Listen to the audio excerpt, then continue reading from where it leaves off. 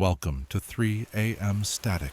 In the dead of night, the static whispers. Turn off the lights, close your eyes, and let the darkness guide you. Tell us where and when you're listening, because at 3 a.m., you're never truly alone.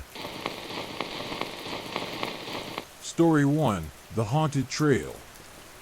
The trailhead was marked by a crumbling sign, barely legible, its paint chipped and faded by years of relentless sun and rain.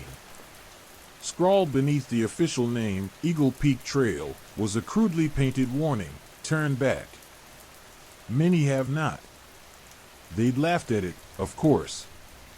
For seasoned hikers, experienced in navigating the wilderness, dismissing the superstitious ramblings of locals as folklore.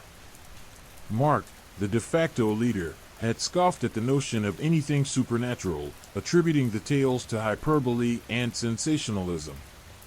Sarah, ever the pragmatist, had pointed out the inherent dangers of the mountain itself: steep inclines, unpredictable weather, and the possibility of encountering wild animals. Emily, the youngest of the group, had been more hesitant, a quiet unease lingering in her eyes, a subtle tremor in her voice that betrayed her apprehension.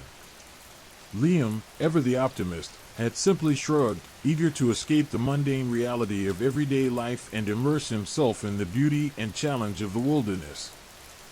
The initial part of the hike was uneventful, a pleasant ascent through a forest bathed in the golden light of late afternoon. Sunlight dappled through the leaves, creating an ethereal ambience, a tranquil prelude to the chilling experience that awaited them. The air was crisp and cool, the scent of pine needles and damp earth filling their lungs. They chatted and laughed, sharing stories and recounting past adventures, their voices echoing through the silent woods, their laughter a fragile echo in the vastness of the natural world. The warnings of the locals had faded from their minds, replaced by the exhilaration of the climb and the anticipation of reaching the summit. As they ventured deeper, however, a subtle shift in atmosphere occurred. The sunlight became less intense, filtered through a canopy of increasingly dense foliage, casting long, eerie shadows that danced and writhed like spectral figures in the periphery of their vision. The silence, once a comforting backdrop, now felt oppressive, punctuated only by the occasional rustle of leaves or the distant call of a bird, sounds that seemed to carry an unsettling undertone, a foreboding whisper of something unseen. The trail, initially well-maintained, became increasingly overgrown and treacherous. Fallen branches snagged at their clothing, forcing them to navigate through thick undergrowth, their progress slowing, their movements becoming increasingly cautious. An unsettling stillness hung in the air, a palpable sense of unease that settled deep within their bones. They exchanged nervous glances, the playful banter replaced by a hushed silence, a shared awareness of something ominous lurking just beyond the veil of their perception. The change wasn't just atmospheric, it was also psychological. A creeping unease began to consume them, a disquieting feeling of being watched, of being followed by unseen eyes. Emily, the most sensitive to the shift, began to lag behind, her steps hesitant, her breathing shallow. Liam, attempting to reassure her, noticed a subtle change in the landscape. The trees seemed to lean in, their branches gnarled and twisted like skeletal fingers reaching out to grasp them. As dusk descended, transforming the forest into a shadowy labyrinth, the whispers began. They were faint at first, barely audible, like the rustling of leaves in a breeze. But as darkness enveloped them, the whispers grew louder, more insistent, seemingly emanating from all directions, creating a cacophony of unintelligible murmurs that seemed to penetrate their very thoughts. The whispers weren't the only unsettling occurrence. Strange shapes began to appear in the periphery of their vision, fleeting glimpses of movement that disappeared as quickly as they appeared, leaving them questioning the reality of what they saw. Shadows danced in the darkness, taking on monstrous forms in their imaginations, fueling their growing fear and suspicion. The trees seemed to writhe and twist, their branches like grasping claws, their shadows stretching long and menacing, forming grotesque figures that haunted their dreams. Mark, ever the skeptic, attempted to rationalize the occurrences, attributing them to fatigue, the effects of the darkening light, and the power of suggestion. But even he couldn't entirely dismiss the growing sense of dread that permeated the forest, the undeniable feeling that they were not alone, that they were being watched, pursued by something beyond their comprehension. The air grew colder, a chill that penetrated their clothing and settled deep within their bones, a chill that went beyond the normal drop in temperature. The whispers intensified, coalescing into a chorus of voices that spoke of death, of despair, of the countless souls who had lost their way on this cursed trail. They pressed on, driven by a mixture of fear and determination, their steps hesitant, their nerves frayed, their resolve weakening with each passing moment. They encountered several disturbing landmarks that added to their escalating terror. A weathered tombstone, half buried in the earth, bore no inscription but a crudely carved symbol that resembled a skull. They found strange markings carved into the trees, symbols that seemed both ancient and alien, their meanings lost to time. The trail itself seemed to shift and change, leading them in circles, as if the forest itself were determined to trap them. Their exhaustion was mounting, their hope waning. The beauty of the forest had been replaced by an oppressive sense of dread, a terrifying manifestation of the unknown that preyed on their deepest fears. The supernatural occurrences, once dismissed as folklore, now felt terrifyingly real, an undeniable presence that loomed over them like a specter. As the night deepened, the whispers transformed into screams, mournful cries that echoed through the darkness, filling them with a chilling dread and a sense of impending doom. The forest, once a place of serenity, had transformed into a nightmarish labyrinth, a haunted realm where the line between reality and illusion blurred, where the natural world seemed infused with a malevolent supernatural presence. Their journey, which had begun with excitement and adventure, had become a desperate fight for survival, a struggle against a force that was both ancient and incomprehensible. The trail, once a simple path, had become a perilous journey into the heart of darkness, a journey from which they might never return. The weight of the unknown, the chilling whispers, and the palpable sense of impending doom weighed heavily upon their minds. Their physical exhaustion was matched by a growing sense of despair, a grim realization that their journey into the heart of the wilderness had turned into a desperate fight for survival against a supernatural force beyond their comprehension. The Eagle Peak Trail had become more than just a physical challenge. It had become a terrifying ordeal, a haunting journey into the heart of darkness itself. The whispers intensified, morphing from unintelligible murmurs into chillingly distinct voices, each a ghostly echo carrying a different tale of woe. One voice, a woman's wail, spoke of betrayal and a broken heart, its sorrow echoing through the ancient trees. Another, a guttural growl, hinted at a violent death, a life extinguished in the shadow of these very woods. These spectral voices, weaving a terrifying tapestry of despair, seemed to seep into their very being, chilling them to the core. Mark, despite his staunch skepticism, found his breath catching in his throat, a cold knot forming in his stomach.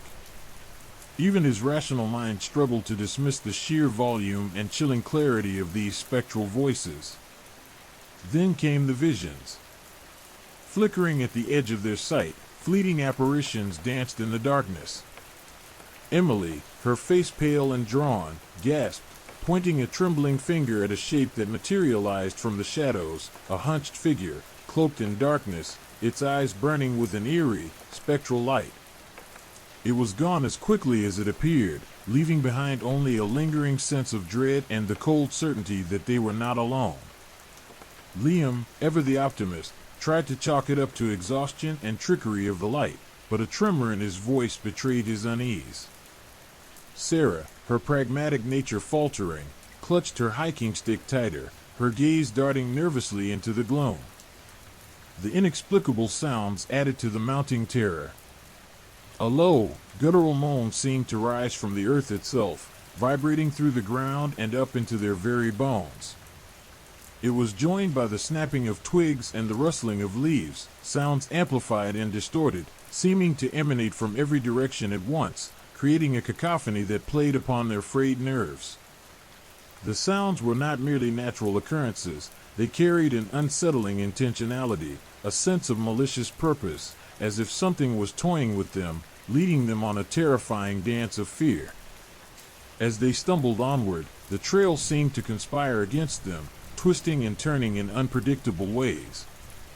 What had once been a discernible path now resembled a maze of overgrown vegetation and treacherous terrain. Giant roots, gnarled and twisted like skeletal fingers, clawed at their feet, tripping them and forcing them to navigate the undergrowth with painstaking slowness. The trees themselves seemed to be moving, their branches reaching out like spectral arms, attempting to snare them in their grasp. The forest, once a place of tranquility, had transformed into a hostile entity, a malevolent presence determined to keep them from their escape. The darkness deepened, swallowing them whole. The moon, veiled by thick clouds, offered no solace, leaving them to navigate in near total blackness. Their flashlights, meager beacons of hope against the encroaching darkness, offered only a small circle of illumination, constantly threatened by the overwhelming darkness that surrounded them. The fear of the unknown, the unseen, gnawed at them, feeding on their exhaustion and vulnerability. Suddenly, a blood-curdling scream pierced the night, close enough to make their hearts leap into their throats. They froze, every muscle tense, their senses heightened to an almost unbearable degree. The scream echoed through the forest, repeating itself, but each iteration seemed to grow fainter, more distant, until it faded into the oppressive silence. The silence, however, was far more terrifying than the scream, laden with an anticipation of further horror. It felt pregnant with unspoken threats, a suffocating blanket of suspense that held them captive.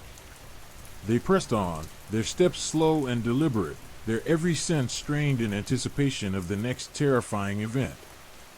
The forest seemed to pulsate with an unnatural energy, an unsettling vibration that resonated through the ground and up into their very bodies. They felt watched, pursued, hunted by something unseen, something that fed upon their fear. Their rational minds struggled to grapple with the reality of their situation, to reconcile the supernatural phenomena with their understanding of the natural world. More visions flickered at the edge of their vision, fleeting glimpses of faces contorted in agony, eyes wide with terror, mouths twisted in silent screams. The faces changed, morphing and shifting, each more grotesque than the last, their silent screams a constant echo in their minds. They were the spectral remnants of others who had traveled this cursed trail, their lingering agony a chilling testament to the dangers that lurked within. The weight of their suffering, of their deaths, pressed upon the group, adding to their burden of terror.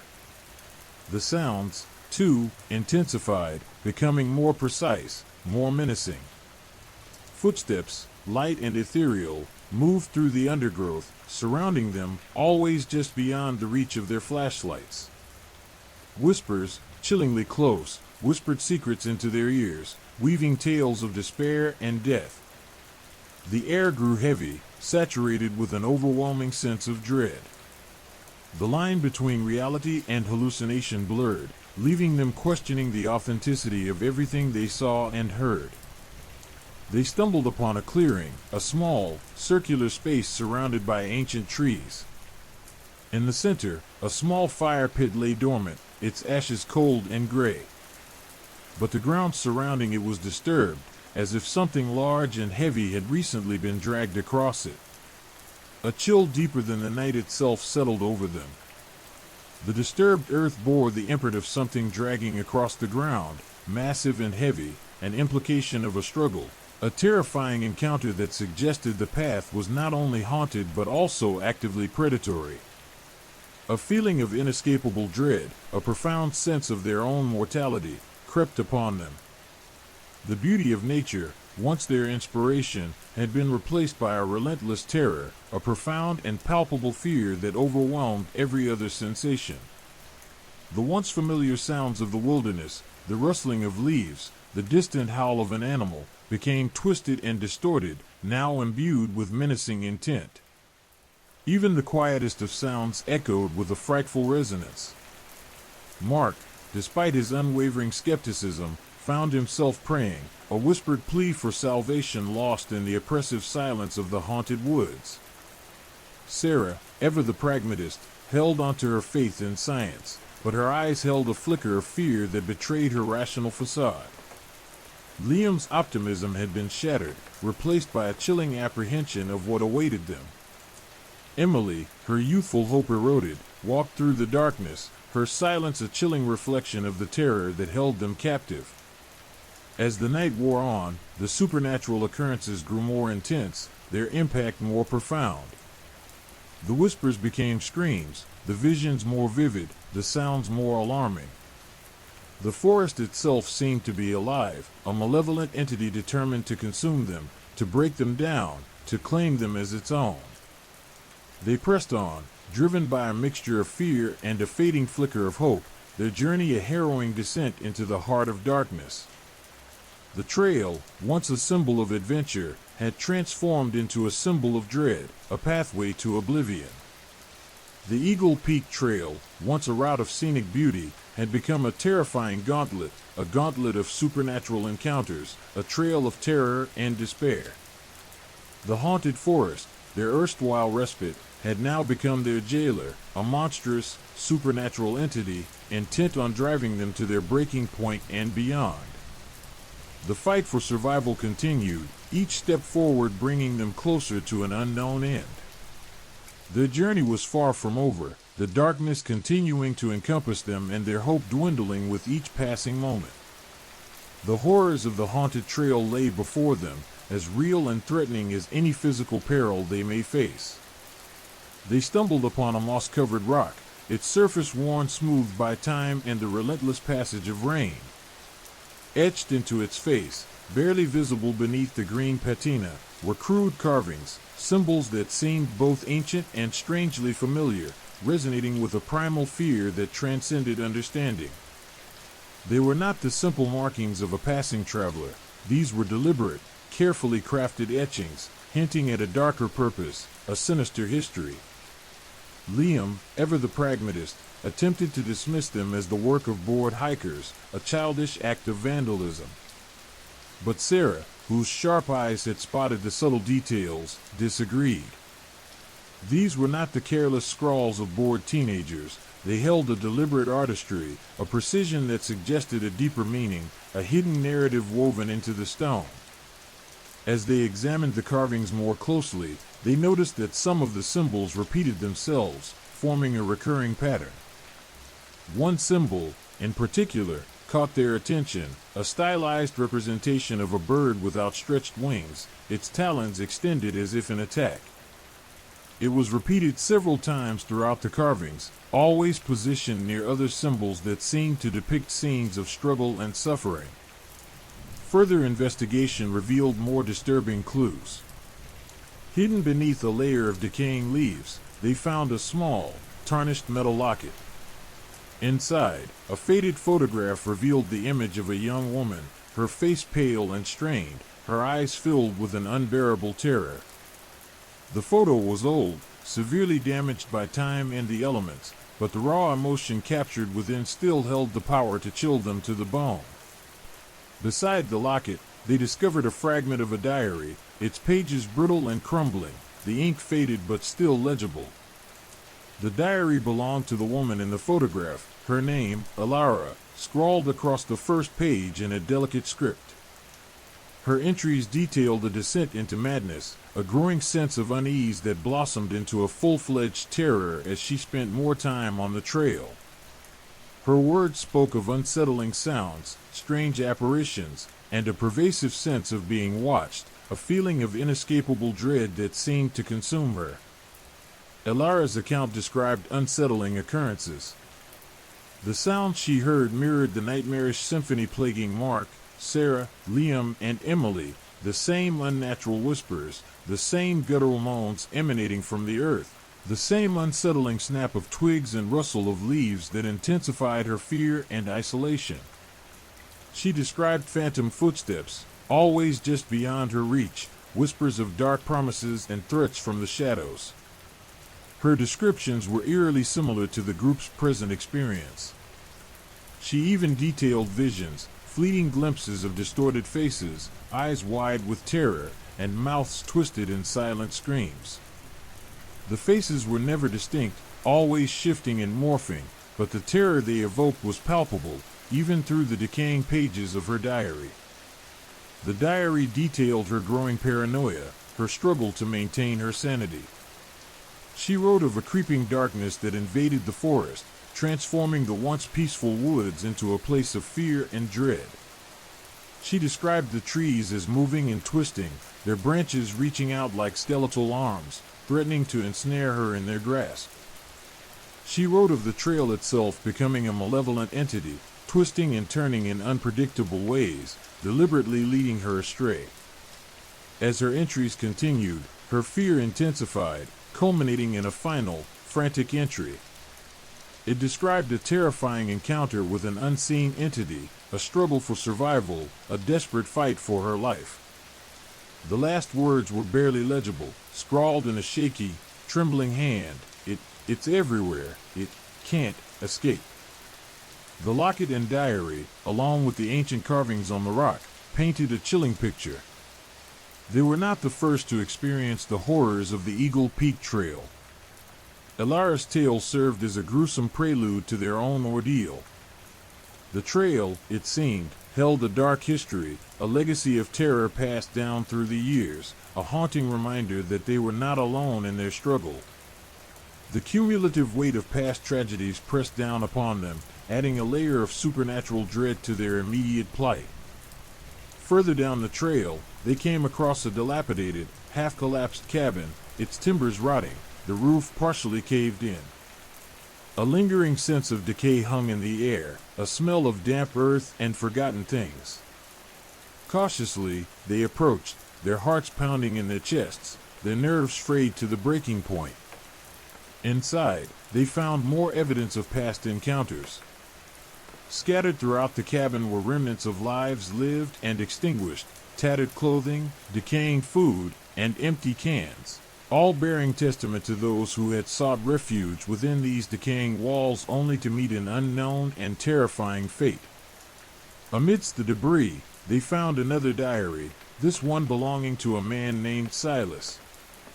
His entries were more methodical, more scientific than Elara's, describing bizarre weather patterns, unusual animal behavior, and the presence of an unnatural energy that seemed to emanate from the forest itself.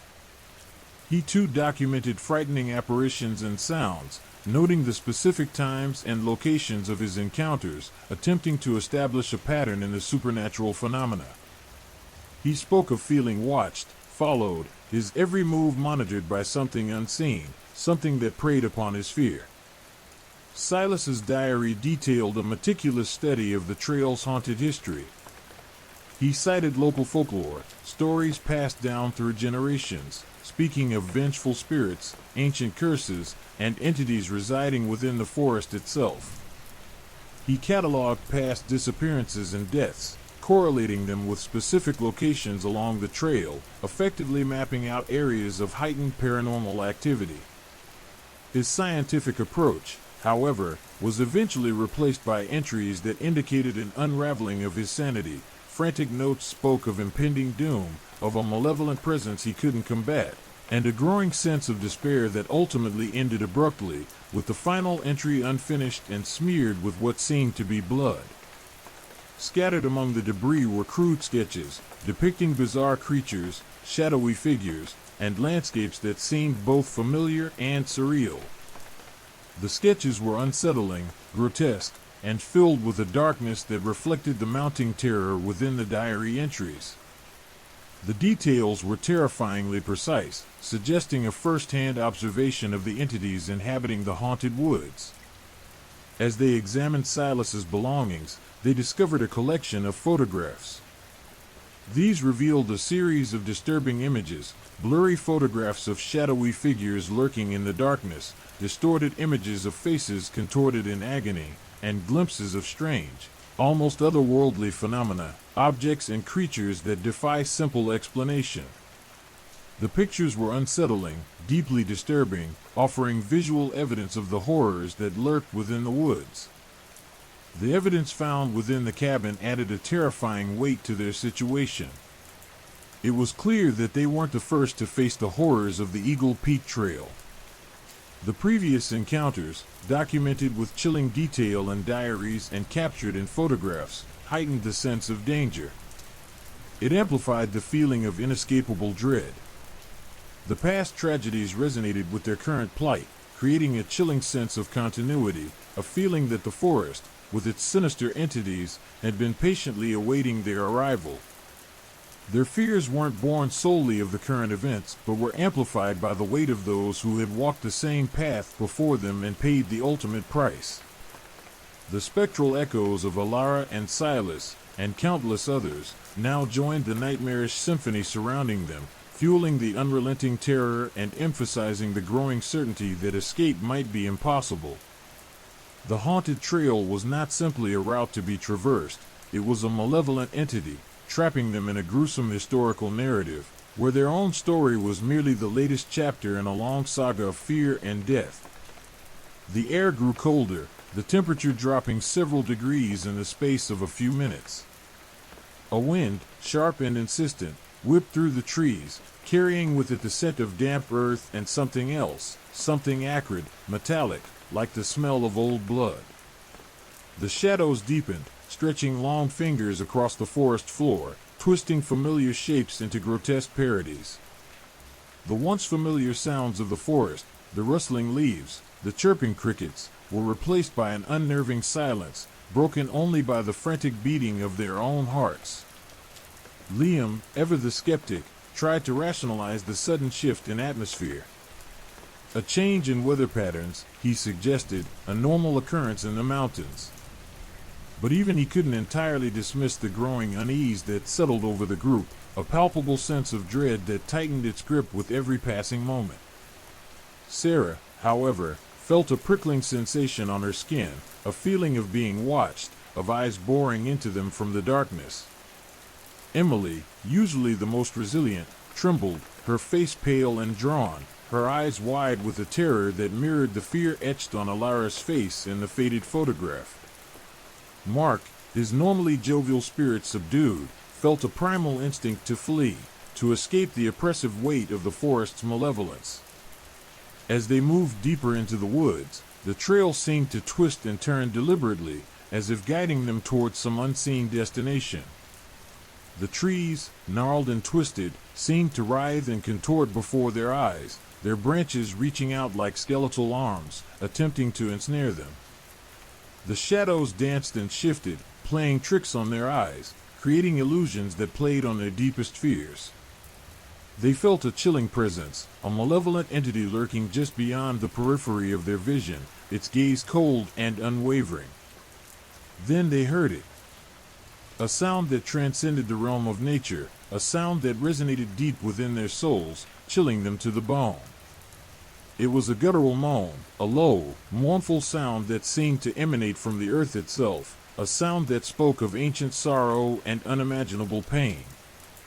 It resonated through the forest, bouncing off the trees, echoing in the hollows of their hearts.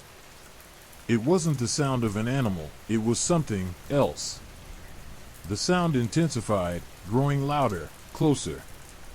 The ground trembled beneath their feet, a vibration that sent shivers down their spines. The trees swayed, their branches creaking and groaning like tortured souls. The air crackled with an unnatural energy, a palpable sense of impending doom. Suddenly, from the depths of the shadows, a figure emerged. It was tall, impossibly tall, its form shrouded in darkness, its features obscured by the deep shadows. Only its eyes were visible, two burning orbs of malevolent energy, glowing with an unnatural light. The eyes fixed on them, piercing their souls, radiating an unbearable intensity that rendered them speechless, immobile. Terror, raw and unfiltered, seized them. Their breath caught in their throats. The figure moved, slowly, deliberately, its movements fluid and graceful, yet filled with a predatory grace that spoke of imminent violence. It was as if the forest itself had given birth to this creature, a manifestation of its dark heart. Liam, his rational mind struggling to make sense of what he was seeing, reached for his knife. Sarah clutched Mark's arm, her knuckles white, her eyes wide with terror. Emily whimpered, unable to speak, her body trembling uncontrollably. Mark, paralyzed by fear, could only stare, his eyes glued to the monstrous figure. The creature emitted another moan, a sound that scraped against their very souls, a sound of immeasurable pain and unending hatred. It stretched out a hand, a long, skeletal appendage that seemed to reach out from the very fabric of the night itself. Its fingers, long and sharp as talons, extended towards Sarah. Sarah screamed, a sound torn from her lungs, raw and desperate. Liam lunged forward, pushing Sarah behind him, his knife raised in a desperate attempt to defend them. But it was a futile gesture. The creature was far too powerful. It swiped at Liam, a movement so swift and precise that they barely saw it. Liam cried out in pain, collapsing to the ground, clutching at his arm, a deep gash bleeding profusely. The creature loomed over them, its eyes blazing with an infernal light, its presence radiating an aura of overwhelming power. It towered above them, a manifestation of their worst fears, their deepest anxieties made flesh. Their minds reeled, the years of suppressed fear and buried trauma surfacing as they were engulfed by a terrifying horror. It was more than physical terror. The creature exuded a psychic attack, a brutal assault on their minds. The creature spoke, not with words but with a voice that echoed in their minds, a symphony of primal fear, an assault on their sanity. They felt a chilling presence, a raw malevolent energy piercing their thoughts. Memories, fragmented and twisted, flooded their minds, echoes of long-forgotten nightmares, of childhood fears, of buried traumas, all surged forward, blending with the present terror. They were overwhelmed by the sheer power of the creature's psychic onslaught.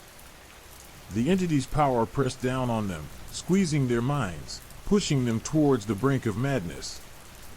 They were forced to confront their darkest thoughts and fears, face to face with their subconscious nightmares. Suddenly, the ground beneath them shuddered violently. The trees creaked and groaned as if under immense pressure.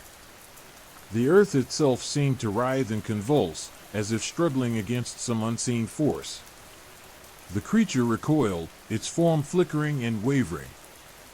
The unearthly light in its eyes dimmed, the power it possessed seemed to ebb away.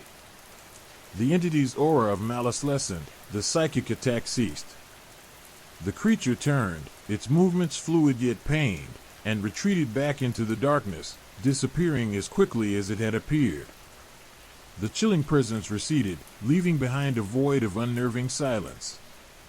The wind died down, the trees stilled, and the temperature slowly began to rise. They lay there, shaken and disoriented, their minds reeling from the encounter. They were alive, but a piece of them remained lost in the darkness, caught in the terrifying echo of the creature's malevolent presence. The experience left them scarred, not just physically but emotionally. They looked at each other, their eyes reflecting a mixture of fear, exhaustion, and an overwhelming sense of vulnerability. The trail's history had become terrifyingly real. The weight of the past, the echoes of the countless others who had suffered here, pressed down upon them, a crushing burden that threatened to overwhelm them. They knew, with a certainty that chilled them to the bone, that their ordeal was far from over. The confrontation had only served as a prelude to the greater horrors that awaited them on the haunted trail. The silence that followed the creature's retreat was more terrifying than its presence. It wasn't the comforting silence of a peaceful forest, but a heavy, oppressive quiet, a vacuum where fear still hung in the air, thick and cloying. Liam groaned, the pain in his arm a sharp counterpoint to the unsettling stillness. Blood, dark and viscous, seeped through his fingers as he pressed against the wound. Sarah knelt beside him, her face pale, her hands trembling as she tried to stem the flow of blood with a torn piece of her shirt. Her eyes, wide and unfocused, darted around, searching the darkness for any sign of the creature's return. Mark, still shaken, watched her with a mixture of fear and guilt, unable to shake the image of the creature's outstretched hand, its long, sharp fingers reaching for Sarah. Emily, huddled against a tree trunk, whimpered softly, her body racked with sobs. The trauma, the sheer terror of the encounter, had left its mark. They needed to move, to escape. To stay was to invite further horror. But the very idea of continuing along the trail, of venturing further into the heart of the darkness, filled them with a bone-chilling dread. Every rustle of leaves, every snap of a twig, sent shivers down their spines.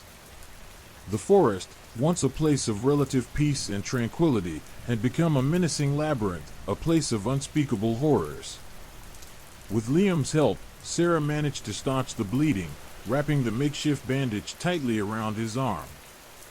He winced, but he didn't complain, his focus fixed on escaping the deadly grasp of the haunted trail. The four of them rose, their bodies stiff and aching, their minds reeling. They moved as one, their steps hesitant, their eyes darting nervously into the shadows. The trail, now bathed in the pale light of the moon, seemed to stretch endlessly before them, its path twisting and turning in an unnerving pattern. The trees, their branches contorted and gnarled, seemed to watch them, their silhouettes resembling menacing figures. The air remained heavy with a lingering sense of dread, a palpable reminder of the creature's presence. As they walked, they exchanged fearful glances, the unspoken question hanging in the air, what was that thing? Was it a manifestation of their deepest fears, a product of their collective anxieties? Or was it something far more sinister, a malevolent entity that truly inhabited this haunted trail? The question remained unanswered, adding to the unsettling ambiguity of their experience. They walked for what felt like hours, the silence punctuated only by the sound of their own ragged breathing and the occasional snap of a twig under their feet. They didn't dare to speak, afraid to break the fragile spell that held them together. The exhaustion was immense, but the primal fear of the unknown pushed them onward, driving them away from the heart of the darkness. The trail eventually led them out of the thickest part of the forest, into a clearing bathed in moonlight. The trees were thinner here, the shadows less dense. A sense of relief washed over them, a brief respite from the unrelenting terror that had gripped them for so long. They collapsed onto the soft earth, gasping for breath, their bodies trembling with exhaustion. But the relief was short-lived. As they looked around, a new sense of unease settled over them. The clearing wasn't empty. There were signs of a recent disturbance, broken branches, scattered leaves, and, most unsettling of all, a series of large, three-toed footprints in the soft earth. The footprints were unlike anything they had ever seen before, far too large for any known animal. They were the same unsettling prints they'd noticed at the beginning of their trek. The implications were horrifying. The creature wasn't gone. It was still out there, watching them, waiting for the opportune moment to strike. The sense of vulnerability returned with a vengeance. The earlier confrontation had only been a prelude to what was to come. Their escape was merely a fleeting moment of reprieve. The feeling of being hunted, a prey in the eyes of an unseen predator, settled upon them again, weighing them down with the icy grasp of paralyzing fear. They rose, their movements slow and cautious, and continued their escape, the large footprints a grim reminder of the inescapable threat that pursued them. They moved silently, their senses heightened, every nerve ending attuned to the sounds of the forest. The moonlight seemed to cast elongated shadows, twisting familiar shapes into monstrous forms. Every rustle of leaves seemed like a stealthy step, every snap of a twig sounded like a warning call. As they moved farther from the clearing, they noticed that the trail began to ascend, leading them towards the higher elevations of the mountain. The climb was arduous, the path steep and rocky, and their bodies ached with fatigue. They pushed themselves forward, driven by a desperate need to escape, to find safety. But the darkness continued to close in, the sense of being watched never fully leaving them. Their hope began to dwindle, replaced by a deep sense of despair. Their escape seemed futile, their journey a hopeless race against an unseen enemy. The forest, with its ancient secrets and lurking horrors, seemed determined to keep them within its grasp. The haunting trail had claimed many victims before, and it now seemed determined to add them to its long list. They reached a point where the trail seemed to disappear, vanishing into a dense thicket of trees. They were lost, stranded in the heart of the wilderness, with no clear path to follow. The despair was almost unbearable. They huddled together, their bodies trembling, their minds filled with images of the creature, of the horror they had escaped. Was this their end?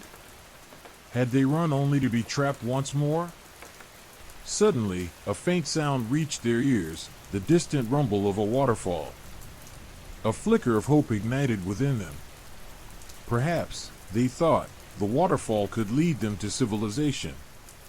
They set off in the direction of the sound, their spirits buoyed by this small sliver of hope, driven by a fierce will to survive, a fierce determination to escape the clutches of the haunted trail. But even as they walked towards the distant rumble of the waterfall, the lingering feeling of dread persisted, the shadow of the creature still lurking in their hearts. The haunted trail had released its hold temporarily, but they knew that the ordeal was far from over, and the forest would always be watching. The ambiguous escape leaves the reader with a profound sense of unease, the chilling possibility of future encounters always looming. Story 2, The Shadow Over the Lake. The air hung heavy and still over Blackwood Lake, a deceptive tranquility that masked the unsettling silence that had settled upon the campsite. Anna and Ben, seasoned campers, had chosen this remote location for its pristine beauty, a secluded haven far from the clamor of civilization. The lake, a glassy expanse reflecting the twilight sky, was ringed by towering pines, their dark silhouettes stark against the fading light. The gentle lapping of the water against the shore, usually a soothing sound, now seemed oddly amplified in the growing stillness, an almost unnatural quiet that prickled Anna's skin. They had arrived late in the afternoon, the setting sun casting long shadows that danced and writhed across the campsite. The initial setup had been filled with the usual cheerful banter and the comfortable familiarity of a well-worn routine. Ben, ever the meticulous planner, had checked the tent stability, meticulously arranging firewood for the evening fire. Anna, equally adept at wilderness survival, had meticulously organized their supplies, a sense of calm settling over them as they prepared for a night under the stars. The fire crackled merrily, casting a warm, flickering glow that chased away the encroaching darkness. They shared stories and laughter, the sound of their voices echoing faintly across the still water. As darkness deepened, the stars emerged, scattering diamonds across the velvet canvas of the night sky. The vastness of the universe above, usually a source of awe and wonder, felt different tonight, somehow more menacing, the infinite expanse pressing down upon them with a weight of silent observation. The first unsettling sign came subtly, almost imperceptible at first. A faint, unnatural tremor ran through the ground, too subtle to be an earthquake, yet distinct enough to disrupt the peaceful silence. Anna, her senses sharper than Ben's, felt at first a low, resonant hum that vibrated beneath her feet. Ben, initially dismissing it as the playing of the wind, quickly shared Anna's unease. The subtle vibration escalated, intensifying into a rhythmic pulse that seemed to emanate from the depths of the lake itself. As the hours passed, the rhythmic pulse grew stronger, accompanied by a low, guttural groaning that seemed to rise from the water's depths. It was a sound that defied description, a chilling blend of organic and inorganic groans, resonating deep within the chest cavity, stirring a primal fear within them. The fire, their only source of warmth and comfort, flickered erratically, casting dancing shadows that contorted familiar shapes into grotesque forms. The air grew colder, the warmth of the fire seeming insufficient to combat the creeping chill that settled upon them. The night became a bizarre symphony of unsettling sounds, the groaning emanating from the lake, the crackling of the fire, and the rustling of unseen things within the surrounding pines. The trees, usually comforting in their stillness, seemed to sway and creak with an unnatural intensity, their branches reaching out like grasping claws. They were no longer alone, that much was clear. An unseen presence had invaded their solitude, its malevolent energy permeating the atmosphere. They attempted to rationalize the events, searching for mundane explanations, the wind, animals, natural phenomena. But the cumulative effect of the unsettling sounds, the cold, the vibrations, defied rationalization. Fear, cold and clammy, began to clutch at their hearts. The comfortable familiarity of their campsite transformed into a claustrophobic prison, the safety of their tent offering little solace against the encroaching terror. As dawn approached, the rhythmic pulse subsided, replaced by an unnerving quiet. The grotesque shadows retreated, the trees stilled, and the lake returned to a state of deceptive calm. Yet, the lingering feeling of dread remained, a palpable presence that clung to them like a shroud. The sun, rising majestically over the horizon, cast its golden rays upon the lake, seemingly erasing the horrors of the night. But the memory of those unsettling sounds, the vibrations, and the oppressive atmosphere would remain etched in their minds forever. The next few days were spent in a state of heightened anxiety. The seemingly normal daytime activities of hiking, fishing, and exploring the lake's edge were punctuated by the constant feeling of being watched. Every rustle of leaves, every snap of a twig, sent a jolt of adrenaline through their veins. The serene beauty of the lake, once a source of relaxation, now felt menacing, its stillness a deceptive cover for the lurking horrors beneath the surface. One evening, as they prepared for another night by the fire, they witnessed something truly terrifying. A shape, massive and dark, emerged from the depths of the lake, slowly rising to the surface. It was difficult to make out details in the dim light, but its immense size, the way it moved, its unnatural stillness before it began to rise, filled them with an icy dread that ran deeper than any fear they'd ever encountered. It moved with unnatural grace and swiftness, surfacing slowly then suddenly accelerating with an unexpected and almost impossible burst of speed, the churning water creating a vortex around the dark and now visible mass. It resembled nothing they had ever seen before, defying any attempt to classify it. It was vaguely humanoid, yet its proportions were grotesquely distorted, its limbs elongated and unnatural. Its skin, if it could be called skin, seemed to shimmer with an unnatural luminescence, reflecting the firelight in an unsettling way. Its eyes, burning with a cold, malevolent intelligence, seemed to pierce through the darkness, locking onto their terrified gazes. The creature remained on the surface for only a few moments, its presence an unbearable weight that pressed down upon them, before plunging back into the depths, leaving behind a swirling vortex that slowly dissipated. The sudden disappearance was as terrifying as its appearance. Its departure only left the echoing emptiness, the absolute certainty of its existence. The silence that followed was far more terrifying than the creature itself, a heavy, oppressive quiet that seemed to swallow the night. Anna and Ben spent the remainder of their trip in a state of paralyzing fear, their once romantic getaway transformed into a harrowing escape. Each sunrise brought a sense of fragile relief, but the darkness always returned, bringing with it the chilling memory of the creature from the lake. The once serene lake had become a symbol of unspeakable horrors, its pristine beauty forever tainted by the shadows that lurked beneath its surface, a testament to the fact that some places hold secrets too dark to bear, and that the most beautiful of settings can hide the most terrifying of nightmares. Their escape from Blackwood Lake was not just a physical one, it was a psychological one as well, leaving an indelible mark on their souls, a haunting reminder of the terrifying realities hidden beneath the surface of the seemingly peaceful wilderness.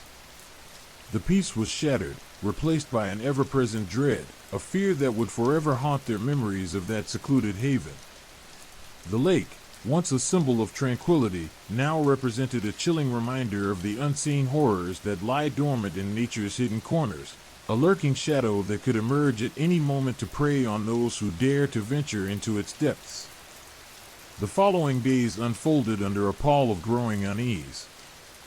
The initial terror, sharp and immediate, had given way to a gnawing paranoia that clung to them like the damp chill of the forest. The sun, though it brought warmth to their skin, failed to dispel the shadows that seemed to lurk in the periphery of their vision.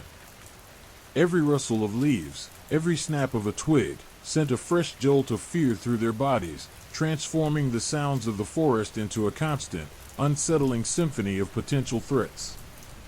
What had been a tranquil retreat had become a claustrophobic prison, the vastness of the wilderness now a source of dread rather than wonder.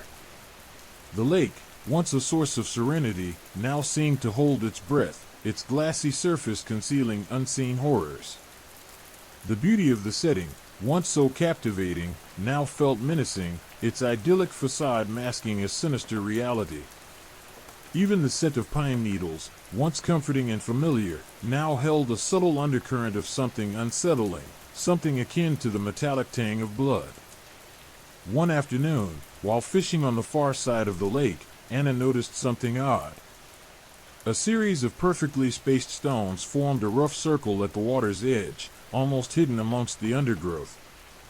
They were smooth, gray stones, not unlike the many scattered along the shore, yet these were arranged with an unnatural precision, a meticulousness that felt strangely deliberate. A chilling wave of unease washed over her. They were not merely scattered, they had been intentionally placed. The arrangement spoke of a presence, a ritualistic act that was anything but natural. Ben, skeptical as always, dismissed it as a child's game or a playful act of nature. But Anna could feel the weight of something unseen, something deeply unsettling about the stone circle. The very air seemed to hum with a low, almost imperceptible vibration, similar to the tremor they had felt on their first night, but fainter, more insidious. It wasn't the wind, nor was it an animal, it was something else entirely. As dusk settled, the unsettling sounds returned, amplified by the deepening twilight. The groaning from the lake was back, louder and more insistent, punctuated by the unsettling creaks and groans of the trees surrounding the campsite. The shadows lengthened, twisting and contorting into grotesque shapes that danced and writhed in the flickering firelight. Familiar objects took on a menacing aspect, and even their tent, their refuge against the elements, felt less like sanctuary and more like a fragile barrier against the encroaching darkness. That night, the fear was not just in the shadows, it was in the silence. There were moments of absolute stillness, moments when even the crackling of the fire seemed to cease, leaving an unnerving vacuum of sound that felt more terrifying than any noise. In these silent intervals, Anna and Ben could feel a palpable pressure, a weight in the air, as if an unseen presence was pressing down on them, suffocating them with its malevolent energy. The nights were the worst. Sleep offered little respite, their dreams haunted by the grotesque image of the creature from the lake, its burning eyes staring at them from the darkness. Even during the day, a pervasive sense of dread followed them, a feeling of being watched, of being hunted. They moved through the wilderness with a constant state of hypervigilance, their senses strained, their nerves frayed. The playful banter that had marked their first few days together was gone, replaced by a tense silence broken only by the occasional, whispered word. One evening, while collecting firewood, Ben stumbled upon a clearing. In the center, nestled amongst the roots of an ancient oak tree, was a crudely fashioned altar. It was constructed from branches and stones, and upon it rested a collection of strange artifacts, a tarnished silver locket, a broken hunting knife, and a handful of smooth, gray stones, identical to those they had found by the lake. The objects were arranged in a manner that suggested some sort of ritualistic offering. The realization hit them both simultaneously. They weren't simply experiencing strange coincidences, they were being observed, tracked. Someone, or something, was deliberately trying to influence their experience. The unease they had felt had not been a figment of their imagination. It was a carefully crafted atmosphere, a prelude to something far more sinister. A growing sense of urgency began to consume them. The seemingly idyllic setting had become a trap, its tranquility a mask for a lurking horror. The fear was no longer a distant threat, but an imminent danger, a cold, sharp blade held against their throats. The playful nature of their exploration had vanished, replaced by a desperate desire to escape, to leave this haunted place behind. The unsettling sounds intensified, the rhythmic groaning from the lake becoming almost unbearable. The shadows seemed to thicken, their movements growing more purposeful, more menacing. It was no longer simply the play of light and darkness, it was a malevolent presence making itself known, drawing them into a terrifying game of cat and mouse. The boundaries between the natural and the supernatural blurred. The familiar sounds of the forest now held an unsettling undertone, a hint of something lurking just beyond the edge of their perception. Each passing hour was filled with the dread anticipation of something terrible, the knowledge that their idyllic retreat was about to be shattered by something far beyond their comprehension. They were no longer just campers in a remote location, they were participants in a nightmare, and the rules of the game were being dictated by an unseen force. The air itself felt charged, heavy with a silent menace, a prelude to a terrifying climax that they knew was fast approaching. The beauty of the setting had been replaced by the growing awareness of their mortal vulnerability in a landscape that had become terrifyingly alive. Their idyllic wilderness escape had morphed into a harrowing struggle for survival. The tranquil beauty of the lake held a dark secret, a horror that lay coiled beneath the surface, waiting to strike. Escape was no longer just a desirable outcome, it was a matter of desperate urgency. The shadow over the lake was no longer merely a metaphor, it was a tangible threat, its tendrils reaching out to engulf them. The following days were a descent into a waking nightmare. The initial fear, sharp and immediate, had been replaced by a creeping dread, a pervasive sense of being watched, of being hunted. The sun, though it offered warmth, felt inadequate against the encroaching chill that permeated their bones, a chill that had nothing to do with the temperature. It was a psychic frost, a pervasive sense of wrongness that settled upon them like a shroud. One evening, as they sat huddled around their dwindling fire, Anna claimed to see a fleeting figure at the edge of the woods. It was only a glimpse, a shadow that seemed to melt into the darkness before they could focus on it. Ben, ever the skeptic, attributed it to fatigue and the tricks of the firelight. But Anna's certainty, the unshakable conviction in her voice, planted a seed of doubt in Ben's mind. He couldn't shake the image from his head, the tall, gaunt figure, cloaked in darkness, its features lost in shadow.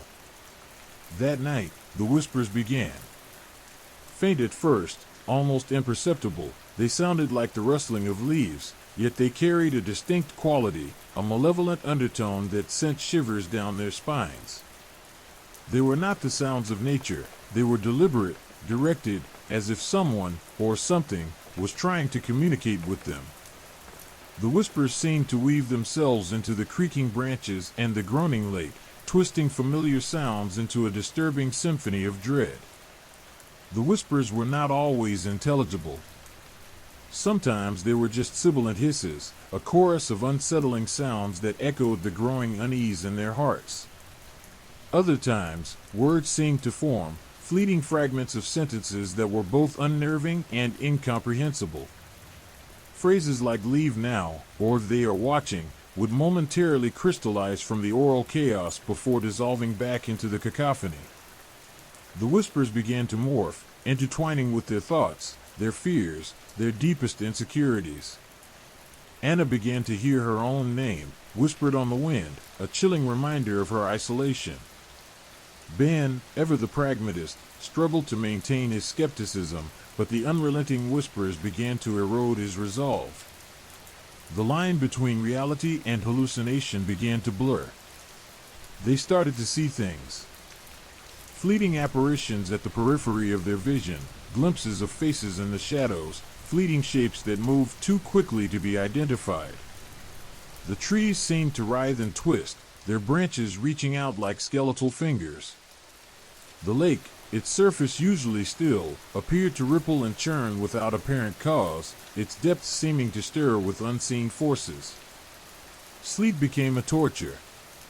Their dreams were a tapestry of horrifying images, the skeletal figure from the forest, the churning waters of the lake, and the unsettling whispers that now echoed even in their slumber. They woke frequently, gasping for air, their hearts pounding, convinced that they had felt a cold touch, a spectral hand brushing against their skin. Even the brief periods of wakefulness offered little solace. A sense of impending doom perpetually clung to them, a foreboding that choked the breath from their lungs. The psychological terror was relentless, a slow, insidious erosion of their sanity. The isolation, once a source of peaceful contemplation, had now become a crushing weight, amplifying their fears and anxieties. The vastness of the wilderness, once awe-inspiring, now felt oppressive, a suffocating expanse that threatened to swallow them whole. One morning, Anna awoke to find the ground around their tent covered in a strange, viscous substance. It was dark, almost black, and it possessed an unsettlingly oily sheen. It had no discernible odor, yet it filled the air with a sense of palpable dread. The substance seemed to writhe and pulse faintly as if it possessed a life of its own. It sent a chill deeper than the cold air could ever manage. Ben, after a brief examination, found nothing similar in any of his survival guides. There was something distinctly unnatural about the substance, something unnervingly alien. The fear was no longer just a psychological torment, it was now a tangible, physical manifestation of the darkness that surrounded them. They attempted to leave, to escape the clutches of this haunted place, but every step seemed to take them deeper into the nightmare. The trail that had once been clear now seemed to vanish, twisting and turning, leading them in circles. The woods, once familiar, had become a labyrinth of deceptive paths, a maze designed to confuse and disorient. Their compass spun wildly, useless. The sun, their beacon of hope, seemed to play tricks on their eyes. Shadows danced and writhed in ways that defied logic, twisting familiar shapes into monstrous forms. Their perception was failing, their sanity frayed. Were they hallucinating, or was the wilderness itself conspiring against them, pushing them towards the brink of madness? As the days bled into nights, the whispers grew louder, the visions more vivid, the psychological torment almost unbearable. They were trapped, not just by the physical limitations of the wilderness, but by a force that played upon their fears, twisting their minds, blurring the line between reality and illusion. The shadow over the lake was no longer just a metaphor, it was a malevolent entity, feeding on their desperation, their fear. They were pawns in a terrifying game, and the stakes were their sanity, their lives. Escape seemed impossible, the nightmare stretching endlessly before them. The very air seemed to vibrate with a malevolent energy, the trees themselves seeming to watch them, their silent judgment a palpable weight on their souls. The unsettling viscous substance, still pulsating faintly on the forest floor, remained their most tangible clue. It clung to the fallen leaves, glistening blackly even in the dim light filtering through the dense canopy. Ben, despite his training, felt a primitive shiver crawl up his spine.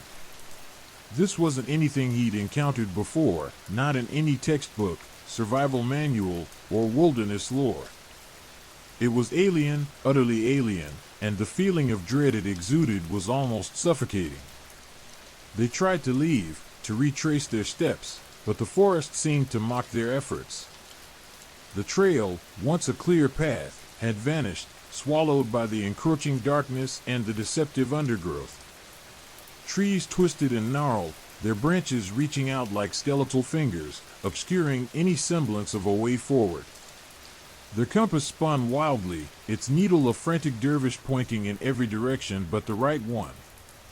The sun, once a comforting presence, now seemed to conspire against them.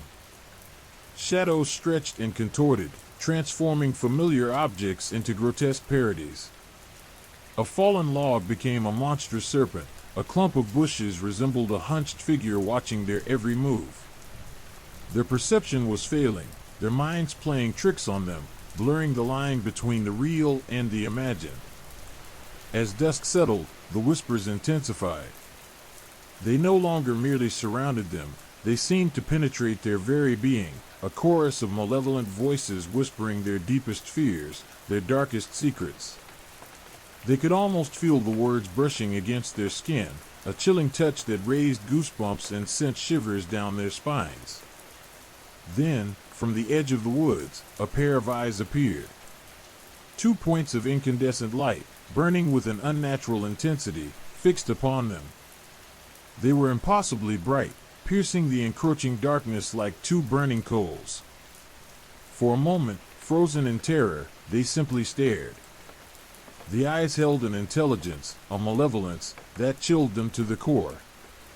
They felt a primal fear, a deep, gut-wrenching terror that went beyond simple apprehension. This wasn't the fear of a wild animal, this was something ancient, something utterly beyond their comprehension. Slowly, a figure emerged from the shadows. It was tall and gaunt, its form shrouded in darkness, yet somehow its presence was overpowering, a palpable wave of dread washing over Ben and Anna. They couldn't make out any details, only the general shape, a tall, slender figure, wrapped in something that resembled a cloak. Its face was obscured, lost in the gloom, yet its eyes, those burning points of light, held them captive. The figure moved with an unnatural grace, gliding through the undergrowth with a fluidity that defied the limitations of human movement. It approached slowly, deliberately, its eyes never leaving them. The whispers intensified, growing into a cacophony of sounds that filled the air, a chorus of whispers, hisses, and guttural growls. The very air seemed to vibrate with an almost palpable energy, a malignant force that throbbed with malevolent intent. As the figure drew closer, Anna let out a stifled scream, a desperate cry lost in the oppressive silence of the forest. Ben instinctively reached for the knife strapped to his thigh, his hand trembling. He was a survivalist, trained to deal with the dangers of the wilderness, but nothing in his training had prepared him for this. This wasn't a bear, a mountain lion, or any other creature he'd encountered before. This was something else entirely, something beyond his comprehension, something profoundly evil. The figure stopped a few feet away, its presence looming over them like a shadow of death. The eyes continued to bore into their souls, their intensity unwavering, their malice undeniable.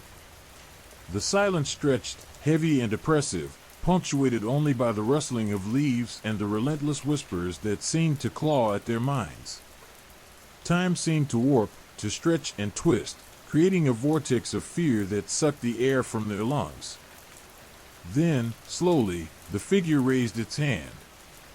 Its gesture was not threatening, not violent, but it held a power that transcended mere physical action.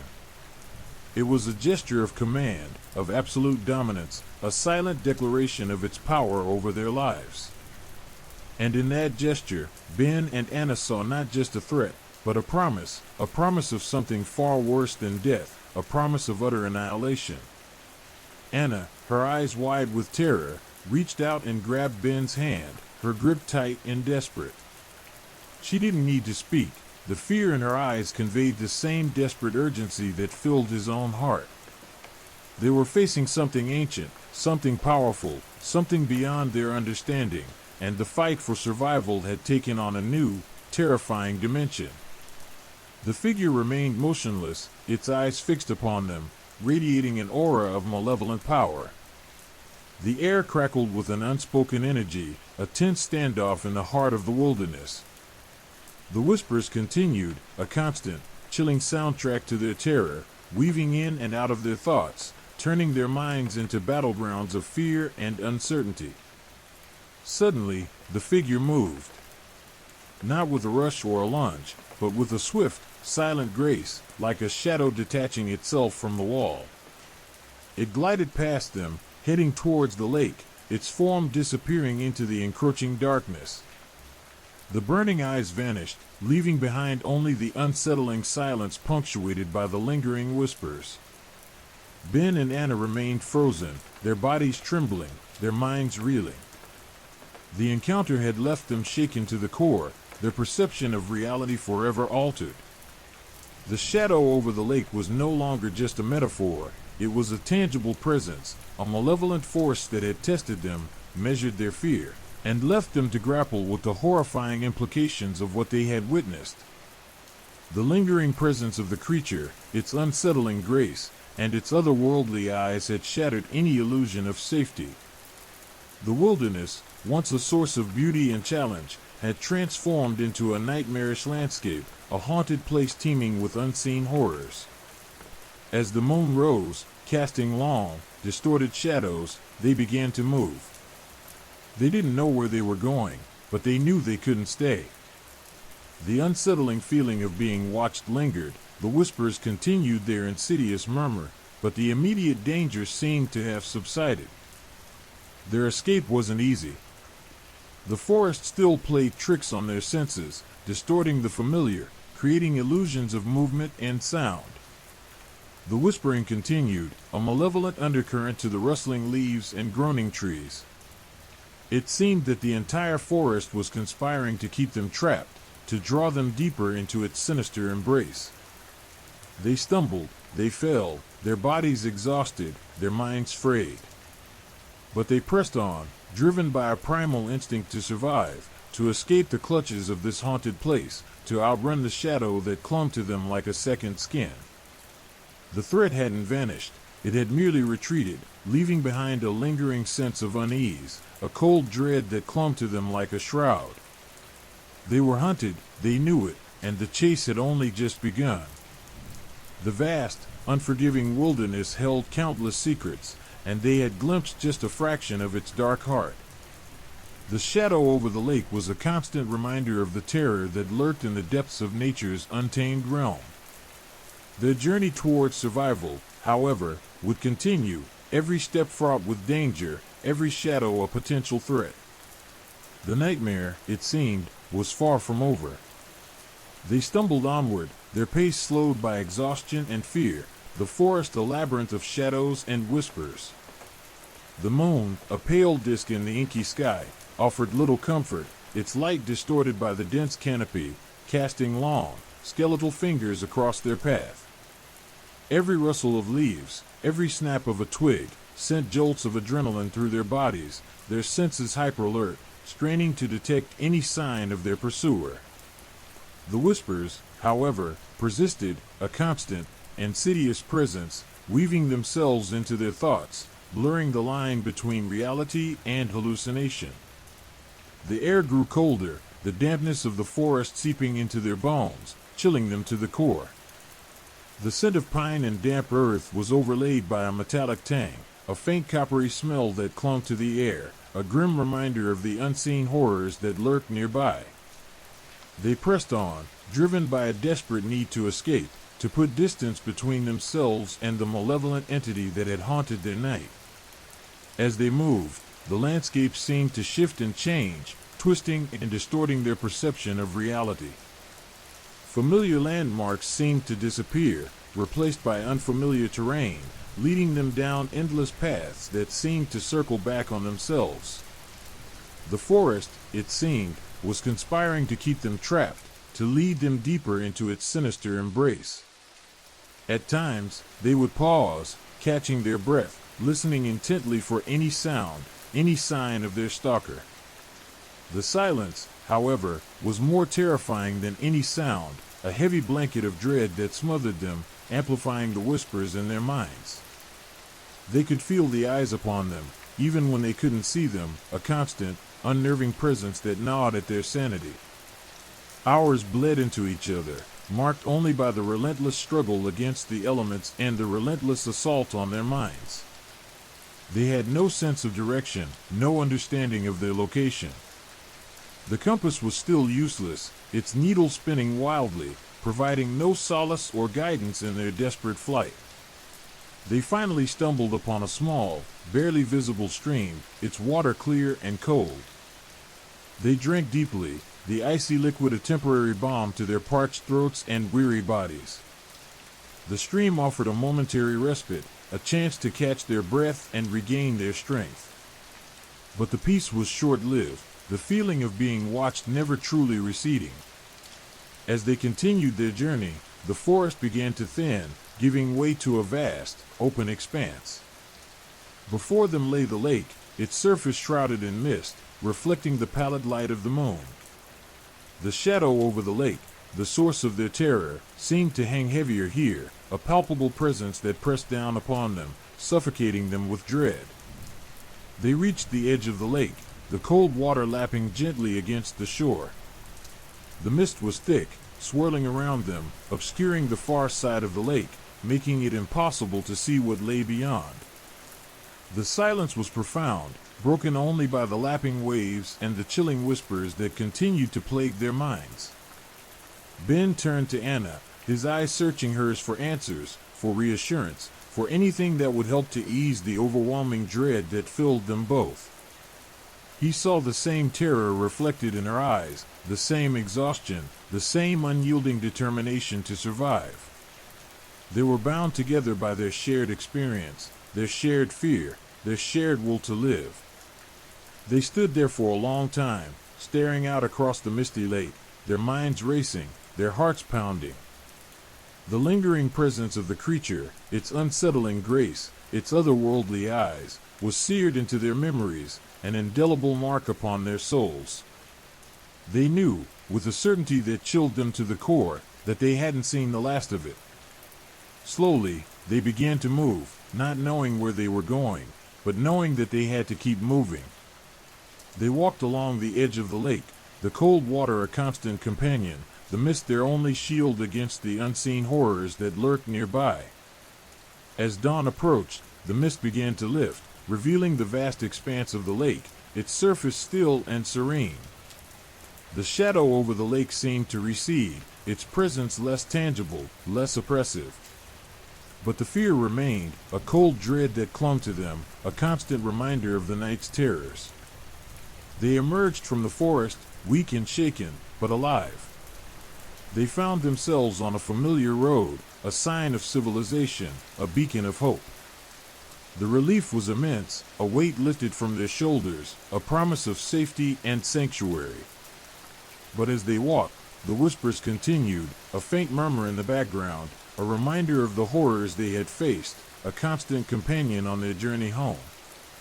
They looked back at the lake, now bathed in the warm light of the rising sun, a serene and peaceful scene.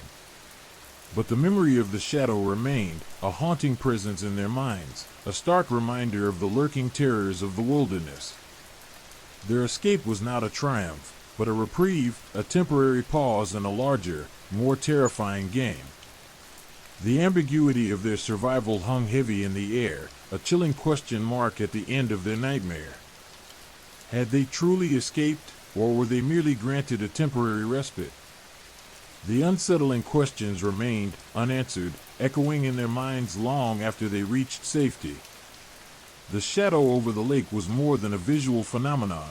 It was a symbol of the hidden, unseen horrors that lurked in the wilderness, a reminder that the greatest threats are often the ones we cannot see, the ones that reside in the darkest corners of our imagination.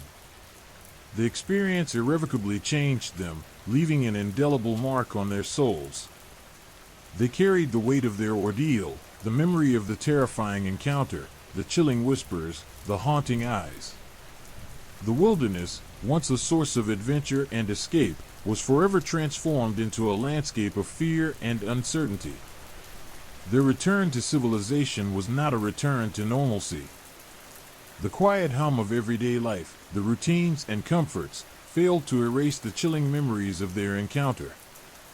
The shadows lingered, not just in their minds, but in their lives. They carried the burden of their unspoken knowledge, a secret shared between them, a dark testament to the lurking horrors of the untamed wilderness. The story concludes not with a neat resolution, but with a lingering sense of unease, a quiet dread that continues long after the pages are turned. The reader is left to ponder the implications of their ambiguous escape, the chilling possibility that the threat they faced was more than a figment of their imagination or a product of exhaustion and fear. The shadow over the lake continues to cast its long, chilling shadow, a haunting reminder of the lurking terrors that inhabit the darker recesses of nature's untamed heart. The unresolved nature of their encounter, the unanswered questions, the persistent whispers, these are the true hallmarks of their terrifying ordeal. The reader is left to imagine the long-lasting impact of the experience on Ben and Anna, the scars that can never truly heal, the lingering fears that will always haunt them. Their journey for survival isn't simply a matter of physical escape, it's a journey into the depths of their own psychological resilience, a test of their ability to cope with the unfathomable horrors they've witnessed. The wilderness, in its vastness and mystery, has revealed its darkest secrets, leaving the reader with a profound sense of unease and a lingering question: what truly lurks beyond the shadows? The answer, like the fate of Ben and Anna, remains elusive, a testament to the enduring power of the unknown. The unsettling reality that some things are better left unseen, some shadows better left undisturbed, hangs heavy in the air long after the last page is turned. The haunting presence of the unknown lingers, a chilling reminder that the wilderness, and its untamed beauty, holds secrets far more terrifying than any mere creature of flesh and blood. Story 3: The Whispering Cairns. The wind, a mournful keening through the skeletal branches of ancient trees, whipped at their cloaks as they traversed the desolate landscape. Before them stretched a valley, seemingly untouched by time, its silence broken only by the rasping of the wind and the occasional screech of a hawk circling high above. The air hung heavy with the scent of damp earth and decaying vegetation, a pungent aroma that clung to the back of the throat and hinted at secrets buried deep within the soil. This was no ordinary valley. This was a place where the past clung to the present with an almost suffocating intensity. Dr. Thorne, his face etched with a mixture of excitement and apprehension, gestured towards a cluster of low, gray mounds in the distance. "The cairns," he whispered, his voice barely audible above the wind. "The Whispering Cairns." His team, a small, tightly knit group of seasoned archaeologists, exchanged nervous glances. They had been tracking these ancient structures for months, drawn by whispers and forgotten texts, legends passed down through generations of shepherds and villagers. The legends spoke of voices emanating from the cairns, voices that spoke of forgotten gods and unspeakable rituals, voices that could drive a man mad. They approached cautiously, their steps measured and deliberate, boots crunching on the loose gravel. Each cairn was composed of rough-hewn stones, piled high and haphazardly, their surfaces weathered smooth by the relentless passage of time. Runes, barely discernible, were etched into some of the stones, their meaning lost to the mists of history. The air around the cairns seemed to vibrate, a subtle hum that resonated deep within their chests, a palpable sense of ancient energy. Professor Alara Vance, the team's linguistic expert, knelt before one of the cairns, her fingers tracing the faded runes. These are unlike anything I've ever seen," she murmured, her voice filled with a strange mixture of wonder and unease. "The language, it's archaic, almost beyond comprehension, yet there's a familiarity to it, a resonance that unsettles me." As she spoke, a faint whisper seemed to emanate from the cairn, a sibilant sound that seemed to weave its way into their minds, a whisper that spoke not in words, but in sensations, and images, and emotions. A sense of unease settled over the group, a cold dread that tightened its icy grip around their hearts. The sun, which had been shining brightly just moments before, seemed to dim, the valley plunged into an unnatural twilight. Liam O'Connell, the team's photographer, raised his camera, his hand trembling slightly. He snapped several pictures, but the resulting images were strangely distorted, the cairns appearing blurred and indistinct, as if veiled by a shimmering haze. The digital display on his camera flickered erratically, displaying strange symbols and corrupted data, adding to the mounting sense of unease. The whispers grew louder, more insistent, weaving themselves into the very fabric of their reality. They seemed to come from everywhere and nowhere at once, a chorus of voices murmuring secrets too terrible to comprehend. Images flashed before their eyes, rituals under a blood-red moon, sacrifices to monstrous deities, figures cloaked in shadows, their faces hidden behind grotesque masks. The line between reality and hallucination blurred, their senses overwhelmed by the sheer intensity of the experience. Eris, despite his years of experience, felt a prickling on the back of his neck, a sudden, overwhelming sense of being watched, of being observed by unseen eyes. The ancient stones seemed to pulse with a malevolent energy, their surfaces seeming to shift and writhe before their very eyes. The rooms, once indistinct, seemed to glow with an eerie luminescence, their meaning becoming chillingly clear. One of the team members, a young graduate student named Maya Sharma, let out a scream, clutching her head in agony. Her face was contorted with fear, her eyes wide and unseeing. She collapsed to the ground, babbling incoherently, her words lost in the cacophony of whispers that now seemed to surround them.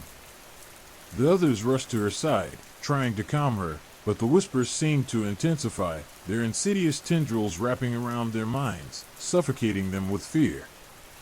The valley seemed to close in on them, the shadows lengthening, the air growing colder, the ground beneath their feet trembling with an unnatural energy.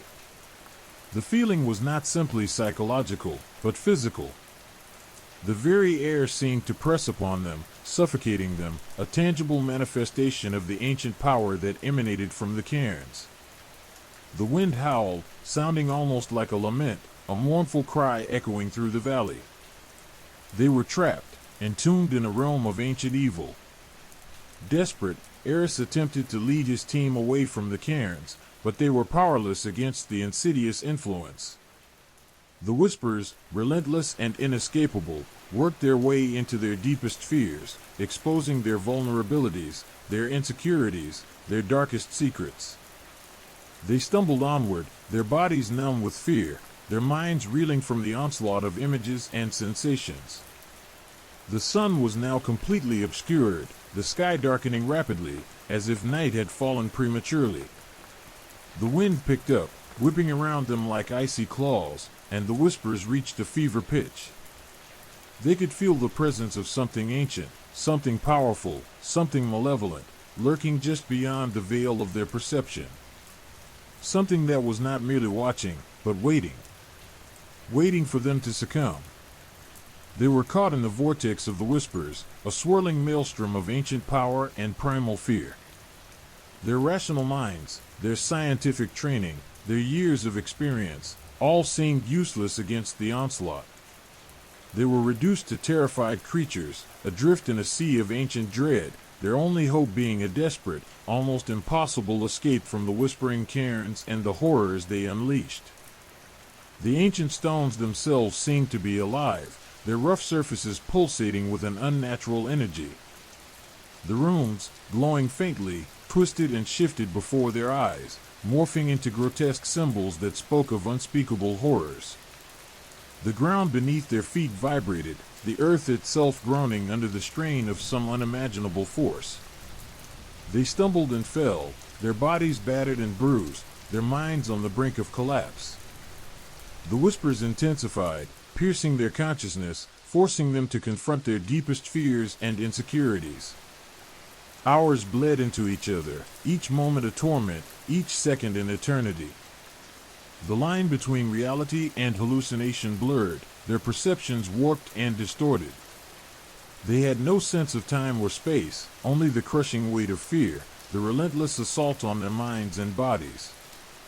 Finally, as if from a great distance, a glimmer of hope appeared.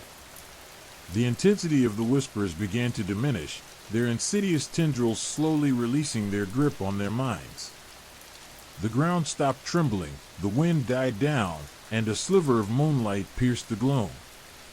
They were still in the valley, surrounded by the whispering cairns, but the power that had held them captive seemed to have waned. Exhausted and shaken, they staggered to their feet, their bodies aching, their minds reeling. They knew they had survived, but the scars of their ordeal would remain. The whispering cairns had revealed their secrets, secrets too terrible to be fully understood, secrets that would forever haunt their dreams. They had escaped, but they would never truly be the same. The experience was a profound reminder of the power of the unseen, the lurking horrors of the ancient past, and the fragility of the human mind in the face of the unknown. The silence that followed was even more chilling than the whispers, a silence heavy with unanswered questions and the lingering echoes of ancient terror. The journey home was long and silent, each step a reminder of the night's horrors. The whispers, initially faint and almost imperceptible, grew in intensity, coalescing into a chilling chorus that seemed to permeate their very being. It wasn't a language in the traditional sense. It was a symphony of dread, a tapestry woven from fear, foreboding, and the chilling weight of forgotten ages. The sounds felt less like auditory sensations and more like a direct intrusion into their minds, a visceral invasion that bypassed the ears entirely. They felt the whispers in the marrow of their bones, a chilling resonance that vibrated with an ancient power. Professor Vance, her face pale and etched with a growing terror, stumbled back, her eyes wide with a dawning comprehension. They're warnings, she gasped, her voice barely a breath. Warnings of something terrible. The warnings weren't explicit, they were veiled in symbolism, and fleeting images that flickered across their minds like phantoms. One moment, they saw a blood-red moon hanging low in the sky, casting long, grotesque shadows across a desolate landscape. The next, they glimpsed a ritualistic sacrifice, figures shrouded in darkness performing unspeakable rites beneath the malevolent gaze of a monstrous deity. These visions were disorienting, fragmented, yet chillingly coherent in their portrayal of unspeakable horrors. Liam, his camera useless, his digital display a chaotic jumble of corrupted data and strange symbols, felt a cold dread seep into his heart. He tried to rationalize it, to attribute the visions to exhaustion, to stress, but the sheer intensity of the experience denied him any solace. The whispers were too real, too visceral, to be dismissed as mere hallucinations. Eris, despite his unwavering scientific demeanor, found himself grappling with a primal fear that transcended logic and reason. The ancient energy radiating from the cairns felt malevolent, alive, a force that seemed to feed on their fear, their anxieties, their deepest insecurities.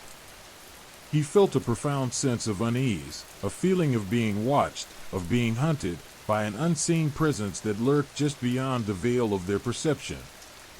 The whispers intensified, revealing fragments of a dark history, a history of blood and sacrifice, of forgotten gods and unspeakable rituals.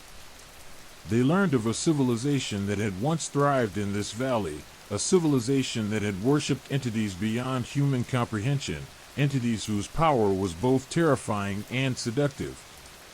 The cairns themselves were not mere monuments, they were conduits, vessels through which the echoes of this ancient, malevolent energy pulsed, resonating with a chilling intensity. Maya, still recovering from her earlier collapse, began to mutter about a great serpent, a creature of shadow and darkness, that slumbered beneath the valley, its slumber disturbed by their intrusion. Her words, though incoherent and fragmented, seemed to align with the fragmented images flashing before the minds of the others, adding another layer of unsettling detail to the warnings. The wind picked up, howling through the valley like a tormented spirit, carrying the whispers with it, intensifying their message of impending doom. The landscape itself seemed to shift and writhe, the shadows lengthening, deepening, taking on a malevolent sentience. The sun, already obscured by the unnatural twilight, was completely swallowed by the encroaching darkness, leaving the valley plunged into an oppressive, chilling gloom. The warnings were no longer abstract, they became concrete, specific, almost personalized. They felt the whispers targeting each member of the team individually, probing their deepest fears, their vulnerabilities, their darkest secrets. The whispers were a psychological assault, a relentless barrage of fear, designed to break their resolve, to drive them to madness.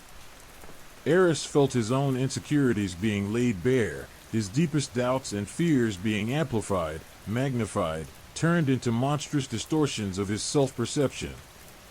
He saw his own mortality, his own insignificance, in the face of this ancient power, and the realization chilled him to the bone. Vance's warnings were focused on her own past regrets, her missed opportunities, her sense of unfulfilled potential. The whispers twisted these regrets, amplifying them, transforming them into accusations, into judgments that gnawed at her soul. Liam's fear was revealed as a crippling self-doubt, a fear of failure, of inadequacy.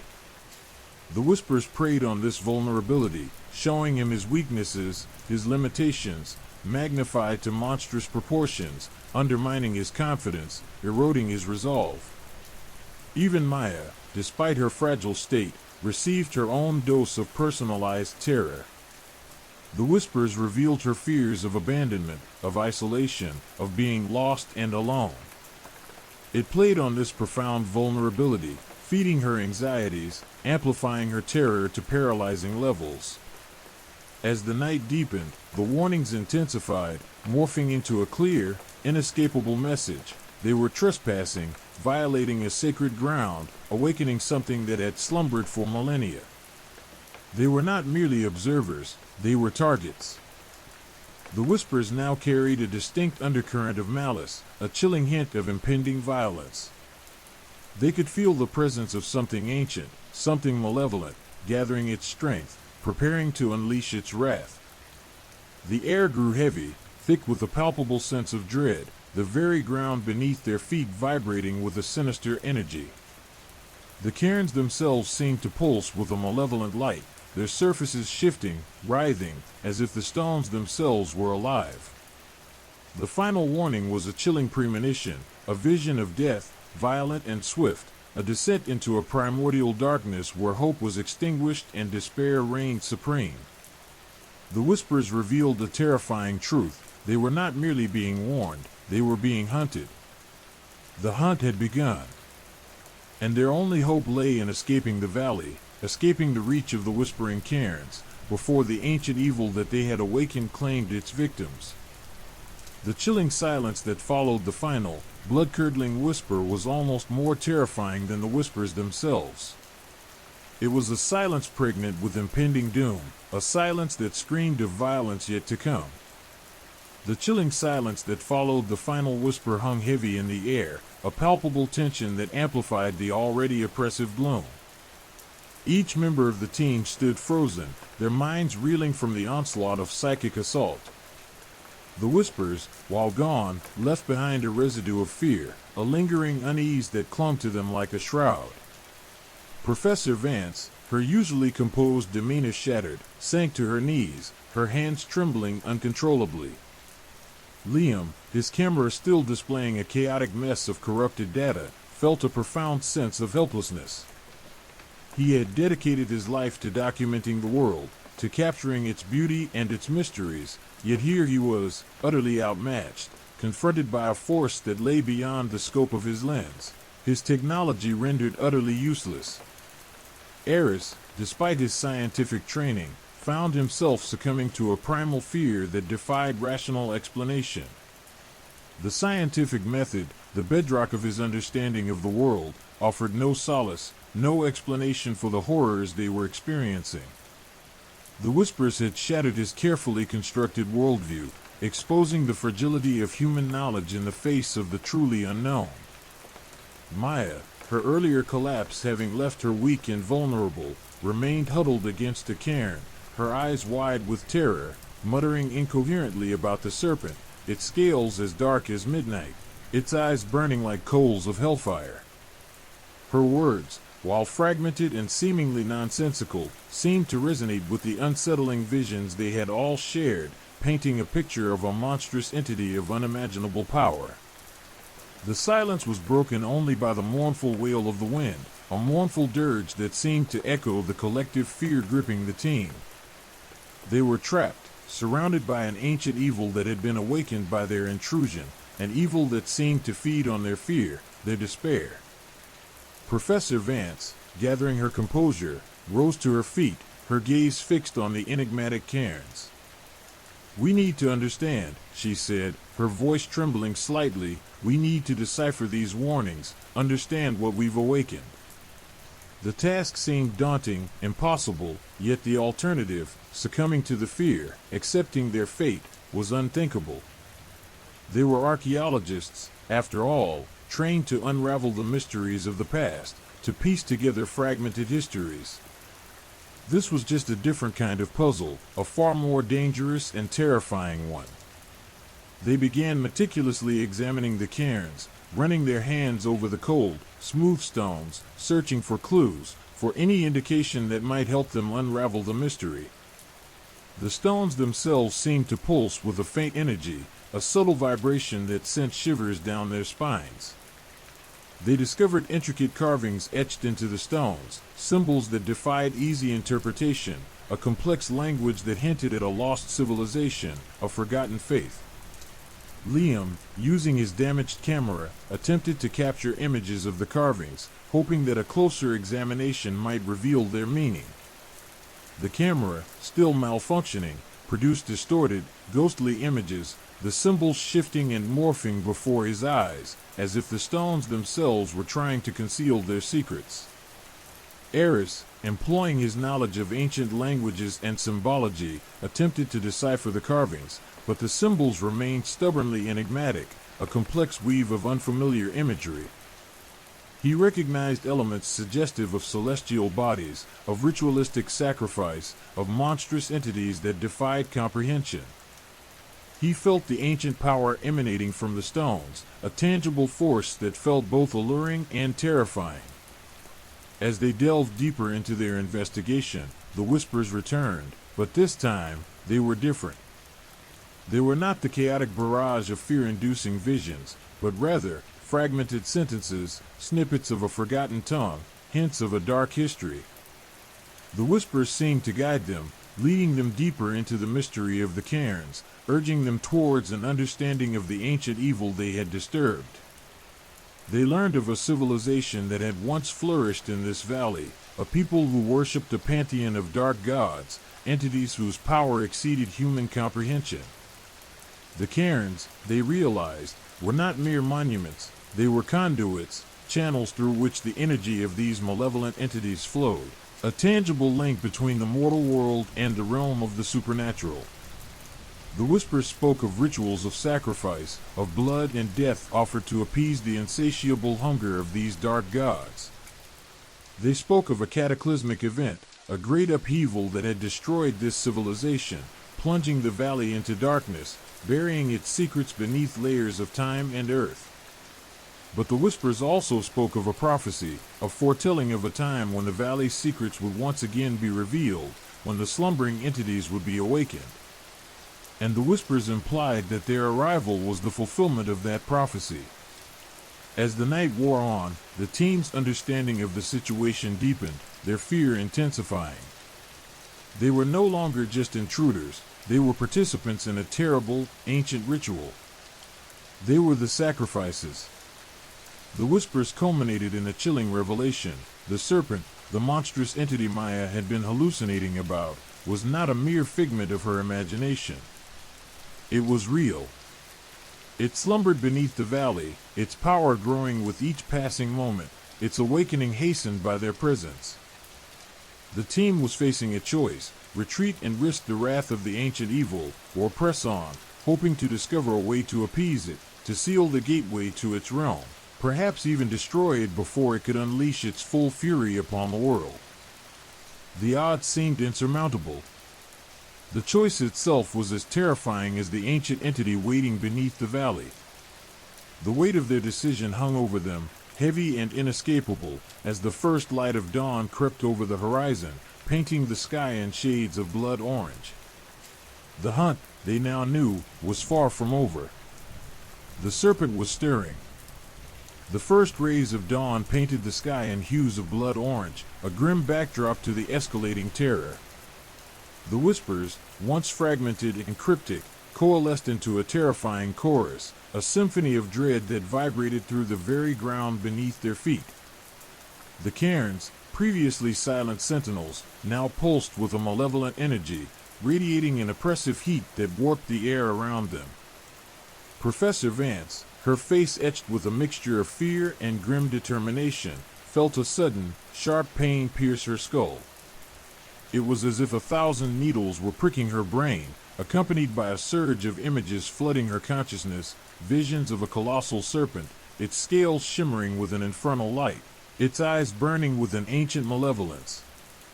The serpent uncoiled, its massive form eclipsing the sun, casting the valley in an unnatural twilight. The images were fleeting, but the terror they instilled was enduring, a chilling premonition of the entity's power.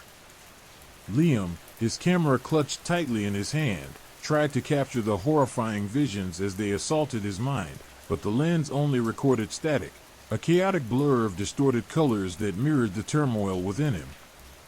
He felt a crushing weight on his chest, an invisible pressure that threatened to suffocate him, mirroring the overwhelming power of the entity. The air grew heavy, thick with a palpable sense of dread, as if the very atmosphere itself was conspiring against them. Eris, his scientific mind struggling to reconcile the impossible, felt a cold dread grip his heart. The entity's power was not merely psychological, it was physical, tangible. He felt the ground tremble beneath his feet, the vibrations growing stronger with each passing moment, like a monstrous heartbeat echoing from the depths of the earth. Cracks snaked across the ground around the cairns, spreading like veins of liquid darkness, a visual manifestation of the entity's power seeping into the world. Maya, her earlier visions intensified, shrieked in terror, her eyes locked on a point beyond the cairns, where the air shimmered and distorted, as if a veil between worlds was thinning. She pointed a trembling finger, her voice a broken whisper, "It's rising, it's coming." The whispers intensified, weaving a narrative of unimaginable horror. They spoke of a primordial being, an ancient god of destruction, trapped beneath the valley for eons, its power contained only by the carefully constructed cairns. Their intrusion, their awakening of the ancient secrets, had unleashed this being, shattering the fragile seal that had imprisoned it. The ground buckled, heaving and cracking beneath their feet. A monstrous roar, echoing from the depths of the earth, shattered the silence, shaking them to their core. The air grew thick with the smell of sulfur and decay, a nauseating stench that hinted at the horrors lurking beneath. The cairns themselves seemed to groan under the strain, their ancient stones cracking and crumbling as the entity's power surged forth. From the chasm that opened before them, a monstrous head emerged, its scales glittering like obsidian in the weak sunlight. The serpent was immense, its body thicker than any redwood, its length lost in the shadows of the valley. Its eyes, glowing coals of infernal fire, pierced through them, searing their souls with an ancient malice. Its forked tongue flickered, tasting the air, and the whispers escalated into a deafening shriek, a psychic assault that threatened to shatter their minds. Liam, paralyzed by terror, could only watch as the serpent's massive form emerged, its scales reflecting the horrifying truth. They had unleashed something far beyond their comprehension, something that defied the laws of nature and the bounds of human understanding. The camera, useless now in the face of such overwhelming power, slipped from his numb fingers, landing with a dull thud in the dust. Professor Vance, summoning her courage, rallied her team. "We have to stop it," she yelled, her voice barely audible above the cacophony of the serpent's roar and the frantic whispers. "We have to find a way to seal it back." Eris, his scientific mind battling the primal fear surging through his veins, scanned the carvings on the cairns. He noticed a pattern, a sequence of symbols that hinted at a ritual, a method to contain the entity. It was a dangerous gamble, a desperate attempt to appease the enraged god, but it was their only hope. The ritual required a sacrifice, a life offered to appease the serpent's hunger, to buy them time to complete the sealing ritual. The whispers had indicated this, revealing the desperate price of their survival. A heavy silence descended upon them, broken only by the monstrous breathing of the serpent, each inhale and exhale a seismic tremor that threatened to swallow them whole. Maya, weakened and terrified, but driven by a surge of adrenaline and the desperate hope of survival, stepped forward. She understood the sacrifice that was required. Her previous visions, once seemingly random hallucinations, now held chilling clarity. The serpent was not merely an ancient entity, it was connected to the valley, its power intertwined with the very essence of the place. Her sacrifice, it seemed, was not merely a ritual, it was a necessary act to restore balance, a desperate attempt to prevent utter annihilation. Liam and Eris, unable to bear witness to her sacrifice, turned away, their hearts torn apart by the overwhelming terror and the weight of their impending doom. The whispers intensified, now a maddening chorus of anticipation, urging them to complete the sealing ritual.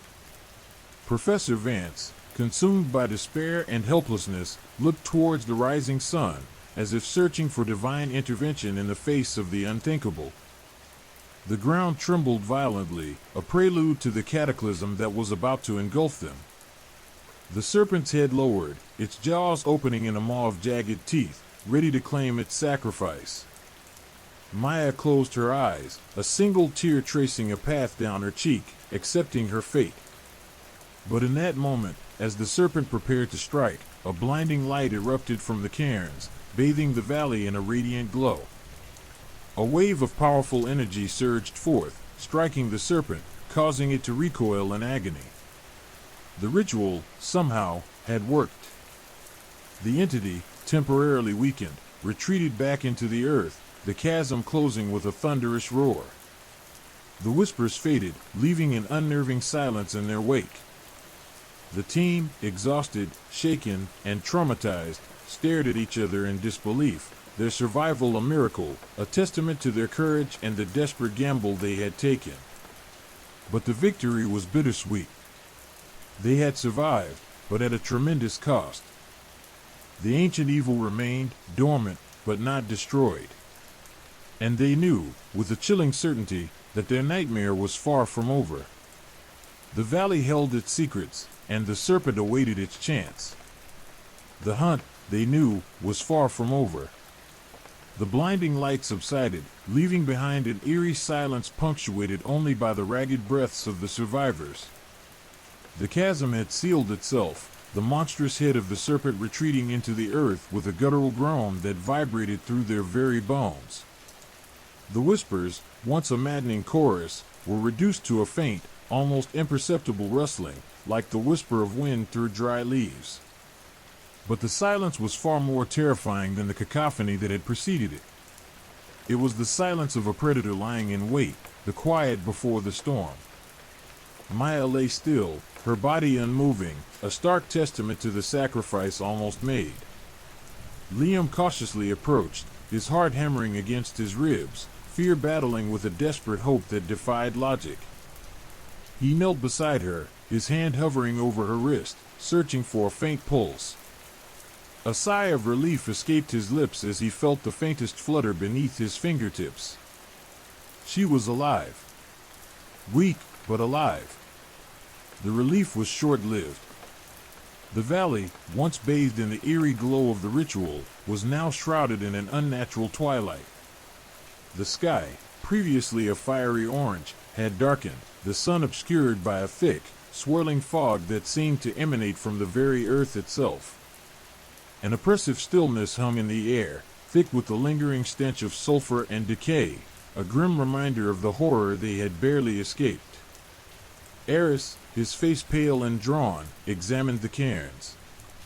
The ancient stones, once pulsing with malevolent energy, were now inert, their surface cracked and scarred, bearing witness to the cataclysmic struggle.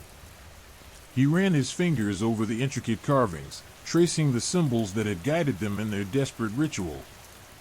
The patterns, once clear, were now blurred and fragmented, as if the very stones themselves were struggling to retain their memory of the ancient power they had contained. Professor Vance, her eyes filled with a mixture of exhaustion and a chilling apprehension, surveyed the landscape. The valley, once familiar, now seemed alien and hostile. The familiar landmarks were obscured by the encroaching fog, the ground still trembling beneath their feet, a silent reminder of the monstrous power that lay dormant beneath.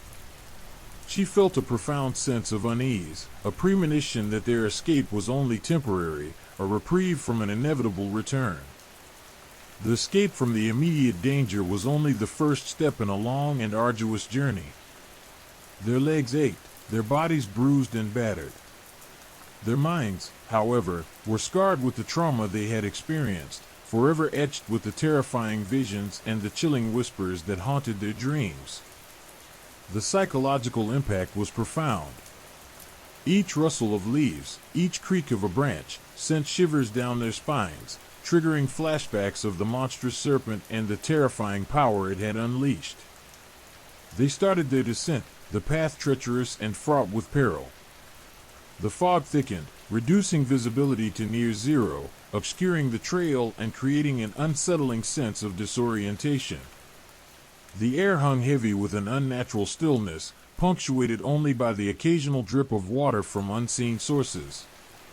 Every shadow seemed to writhe and twist, their imagination conjuring monstrous shapes and grotesque forms. The lingering presence of the entity was palpable, a suffocating weight pressing down on them, fueling their fear and paranoia. As they moved through the deepening gloom, the land itself seemed to conspire against them. Loose rocks shifted beneath their feet, sending them tumbling. The ground became treacherous, studded with hidden crevices and sharp stones. They navigated through a maze of twisted trees, their gnarled branches reaching out like skeletal fingers, their leaves rustling in a silent chorus that seemed to echo the whispers from the cairns. Liam, still clutching his damaged camera, tried to document their escape, but the fog and failing light rendered his efforts futile. The lens captured only distorted images, a chaotic blur of shadows and shapes that mirrored the confusion and fear swirling within his own mind. He felt a growing sense of dread, the feeling that they were being watched, stalked by unseen eyes lurking in the fog. Eris, using his scientific training, attempted to rationalize their experience, searching for a logical explanation for the impossible events they had witnessed. But the rational mind struggled to grasp the sheer scale of the supernatural horror they had encountered. The ancient carvings, the ritual, the serpent, all defied logical explanation, confirming the reality of the unseen world. His attempts at rationalization felt like a desperate struggle against the overwhelming weight of the supernatural. Professor Vance, leading the way, fought back the waves of exhaustion and fear that threatened to consume her. She used her experience to guide them, encouraging them to maintain their focus and to support each other. Her calm demeanor, however, was a mere mask over the deep fear that threatened to overwhelm her. The escape was not merely physical, it was a battle against the crushing weight of the unknown. As they finally emerged from the fog, the forest opened into a small clearing. The valley seemed to stretch out before them, but in the distance, they could still see that unnatural twilight, the fog still clinging to the earth. It was a reminder of the danger that still lurked. It was a chilling testament to the power of the ancient entity, a power they had barely escaped. They were safe for now, but the haunting memory, the lingering dread, the whispers in the silence, would remain forever in their minds. The hunt, they knew, had only just begun. The serpent slumbered, but it was not defeated, and they would carry the weight of their knowledge and the burden of survival for the rest of their days. The ambiguity of their escape, the narrow margin by which they had avoided annihilation, left them with a profound sense of unease. The lingering silence, heavy with unspoken terror, underscored the unsettling truth. They had escaped the immediate danger, but the true horror remained, a constant threat lurking just beneath the surface of the world.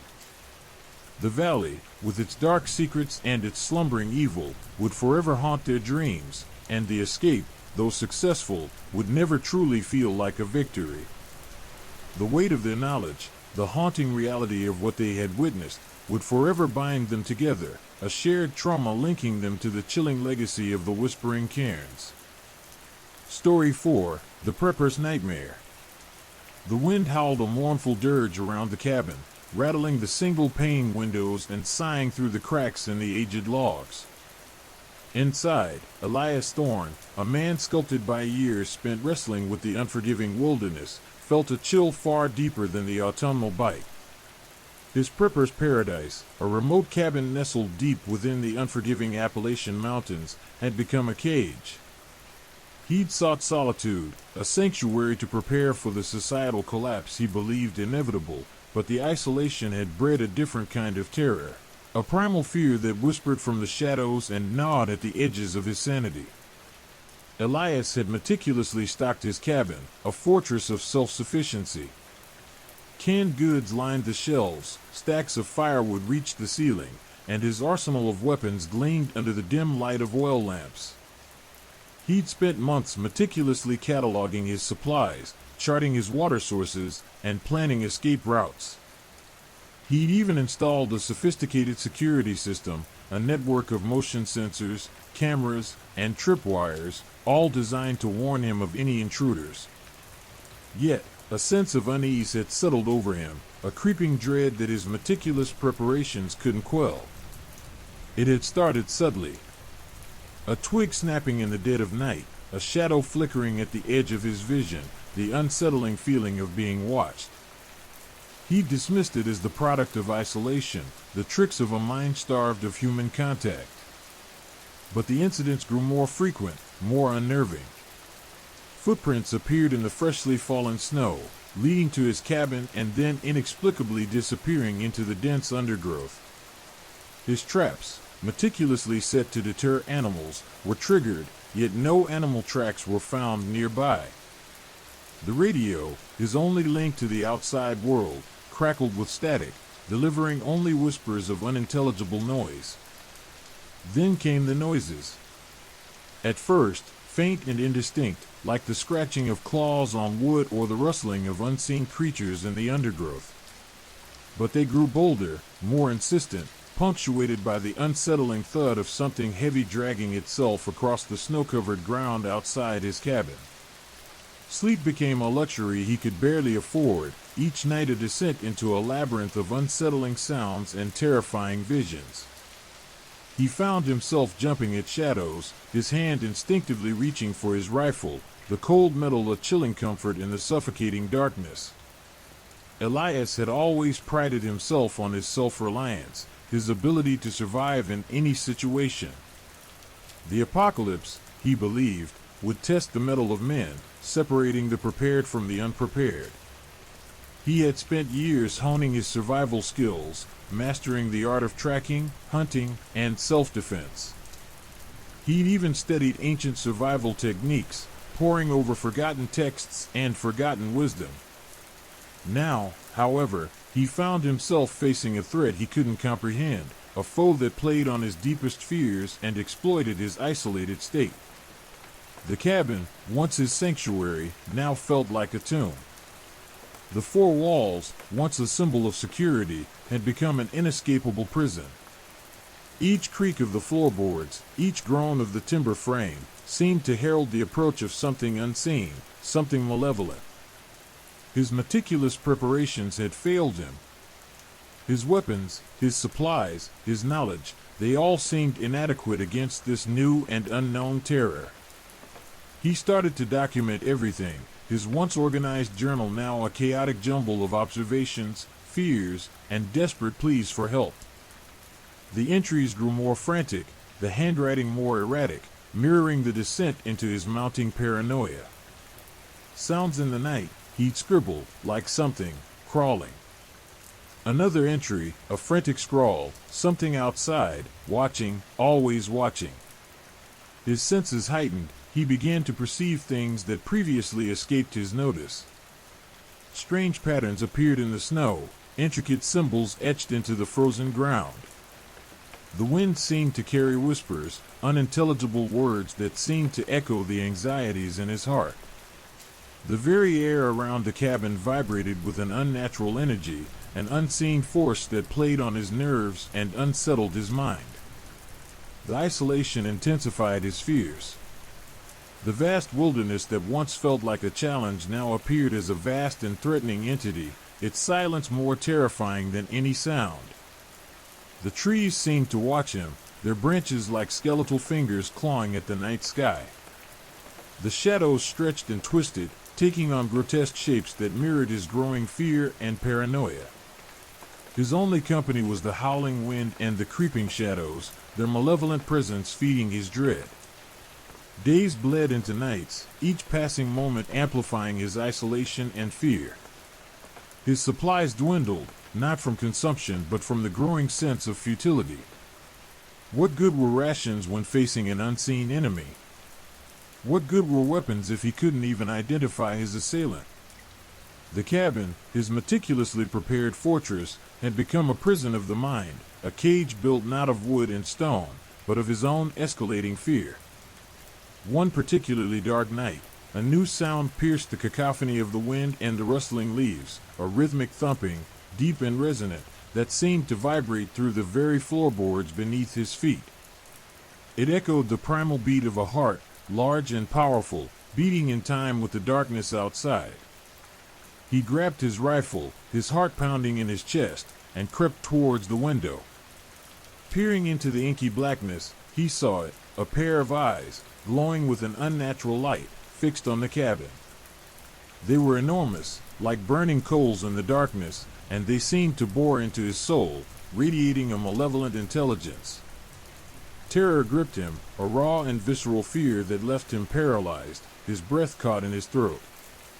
The eyes were gone as suddenly as they'd appeared, swallowed by the night. But the thumping continued, a slow, insistent rhythm that pulsed through the cabin, a chilling reminder of the unseen presence lurking just beyond the walls, its gaze still fixed upon him. The prepper's nightmare wasn't the societal collapse he'd anticipated. It was far more primal, far more terrifying, a confrontation with a darkness that defied reason, a darkness that exploited the very isolation he had sought. His meticulously prepared defenses were useless against this ancient and unknowable evil, and as the cold fear tightened around his heart, Elias realized that his battle for survival was far from over. The night, and what lurked within it, had only just begun.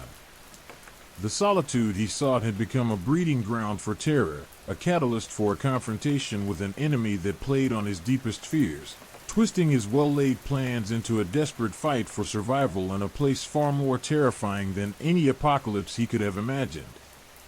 His fortress had become his tomb, and the vast, unforgiving wilderness outside was a constant, malevolent reminder of his isolation and his growing sense of impending doom. The rhythmic thumping continued, a relentless pulse against the silence of the night, a heartbeat echoing from the darkness beyond his walls. Elias, his body trembling, reached for his journal, the worn leather cool against his sweating palm.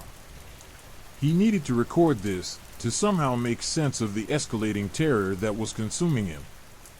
The ink flowed unevenly across the page, his hand shaking so violently that the words blurred into indecipherable scrawls.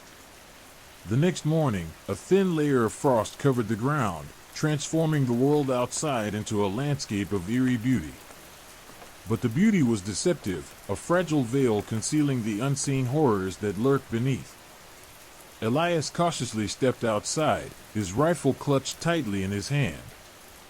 The air hung heavy with a strange stillness, a silence so profound it felt unnatural, almost oppressive. The rhythmic thumping was gone, replaced by an unnerving quiet that was far more terrifying. He examined the ground around the cabin, his eyes scanning the snow-covered earth for any sign of the creature that had visited him. He found nothing, no footprints, no tracks, no evidence of anything but the pristine, untouched snow. Yet, the feeling of being watched persisted, a weight on his shoulders, a pressure in his chest. He felt a creeping sense of dread, a chilling premonition that something malevolent was present, watching him from the shadows, its gaze lingering on his every move. He began to notice subtle changes in his environment, a gradual shift in the very nature of his surroundings. The trees, once silent sentinels of the forest, now seemed to lean in towards him, their branches like skeletal fingers reaching out from the darkness. The wind whispered through the pines, carrying with it faint, unintelligible words that seemed to echo his deepest fears. The shadows stretched and twisted, assuming grotesque shapes that danced at the edge of his vision, morphing into monstrous figures that lurked in the periphery of his awareness. He discovered strange markings in the snow, intricate symbols etched into the frozen ground. They weren't footprints, they were more like glyphs, crude yet somehow unsettlingly deliberate in their design. He attempted to sketch them in his journal, but the shapes seemed to shift and change, eluding his grasp, mocking his efforts to understand their meaning. The symbols seemed to pulse faintly, as if alive with an unnatural energy. The wildlife around the cabin also began to behave strangely. Birds avoided the area, their usual cheerful songs replaced by an unnerving silence. Squirrels and rabbits, typically unafraid of human presence, vanished completely, leaving behind an unsettling emptiness. Even the wind seemed to hold its breath, the usual sounds of the forest replaced by an eerie quiet that pressed down on him, intensifying the feeling of isolation and dread. His food supplies dwindled, not just from consumption, but from a creeping sense of contamination. He found himself throwing away perfectly good food, suspecting it had somehow been tainted, touched by the unseen presence that lurked in the shadows. His once organized pantry now reflected the chaos within his mind, a jumble of discarded cans and half-eaten rations. He was starting to question his own sanity. The nights became increasingly terrifying. The noises intensified, the scratching, the rustling, the dragging sounds growing bolder, closer. He'd lie awake, listening to the sounds creeping closer, his heart hammering in his chest, his body rigid with fear. He'd spend hours staring into the darkness, his rifle held at the ready, his eyes strained, trying to pierce the veil of night, to identify the source of his terror. One night, he awoke to a chilling sensation, the feeling of being touched. He felt a cold, clammy hand brush against his cheek, sending a shiver down his spine. He bolted upright, his heart racing, his eyes darting around the room, searching for the source of the touch. He found nothing, yet the feeling lingered, a ghostly imprint of an unseen presence. The air around him felt thick, charged with a malevolent energy that seemed to radiate from the shadows. He began to see things, fleeting glimpses at the edge of his vision. Shapes shifting in the darkness, eyes glowing faintly, glimpses of something large and unseen moving outside his cabin. The boundaries of reality began to blur, his dreams bleeding into his waking hours, creating a constant state of heightened anxiety and fear. His own shadow seemed to take on a life of its own, stretching and contorting, mocking his every move. He couldn't tell what was real and what was a product of his increasingly fragile mental state. The isolation intensified his paranoia, feeding his growing fear. The vast wilderness surrounding his cabin no longer felt like a challenge. It felt like an active participant in his nightmare, a malevolent entity that seemed intent on driving him to madness. The trees loomed over him, their branches twisted and gnarled, like the limbs of some grotesque, ancient being. The wind carried whispers, faint voices that seemed to call his name, beckoning him into the darkness. Days bled into nights, each passing moment amplifying his fear and isolation. He was losing his grip on reality, his once sharp mind clouded by paranoia and exhaustion. The meticulously planned defenses of his cabin, the security system, the weapons, the stocked supplies, seemed pathetically inadequate against the onslaught of his fear. His carefully constructed fortress had become a cage, a prison for his mind, trapping him in a cycle of terror. His fight for survival had become a battle against his own sanity, a desperate struggle against the growing darkness that threatened to engulf him completely. The Prepper's nightmare wasn't the apocalypse he'd anticipated, but something far more terrifying, the slow, creeping horror of isolation, the gradual erosion of sanity, and the confrontation with an unseen evil that preyed on his fears and exploited his deepest insecurities. The wilderness, once his refuge, had become his tormentor, a silent, unseen predator waiting to claim its prize. His meticulous preparations, his self-reliance, his very sanity, seemed to crumble under the weight of the escalating terror. And as the cold fear tightened its grip, Elias realized that the true nightmare had only just begun. The darkness had arrived, not in the form of societal collapse, but in the far more insidious form of psychological torment. And it had found him, in his isolated fortress, in the heart of the unforgiving wilderness. His carefully crafted sanctuary had become his personal hell. The flickering lamplight cast long, dancing shadows across the cabin walls, exaggerating every crack and imperfection in the wood. Elias, his eyes bloodshot and rimmed with fatigue, stared at his reflection in the polished surface of a metal canteen. He barely recognized the gaunt, hollow-eyed man staring back. The meticulously trimmed beard he'd once prided himself on was now unkempt, a testament to his weeks of isolation and escalating despair. He touched his cheek, still faintly tingling from the phantom touch, the memory of that icy caress clinging to his skin like a second layer. Had he actually felt it? Or was it a trick of the mind, a hallucination born of exhaustion and fear? The line between reality and delusion had become increasingly blurred, a treacherous precipice he teetered on the edge of. His journal, once a meticulously detailed record of his preparations and daily observations, now contained a chaotic mix of factual entries and rambling, paranoid musings. He'd started writing in code, assigning symbols to his fears, trying to compartmentalize the growing chaos within his mind. But even the coded entries seemed to mock him, their meaning shifting and changing as he reread them, further fueling his descent into madness.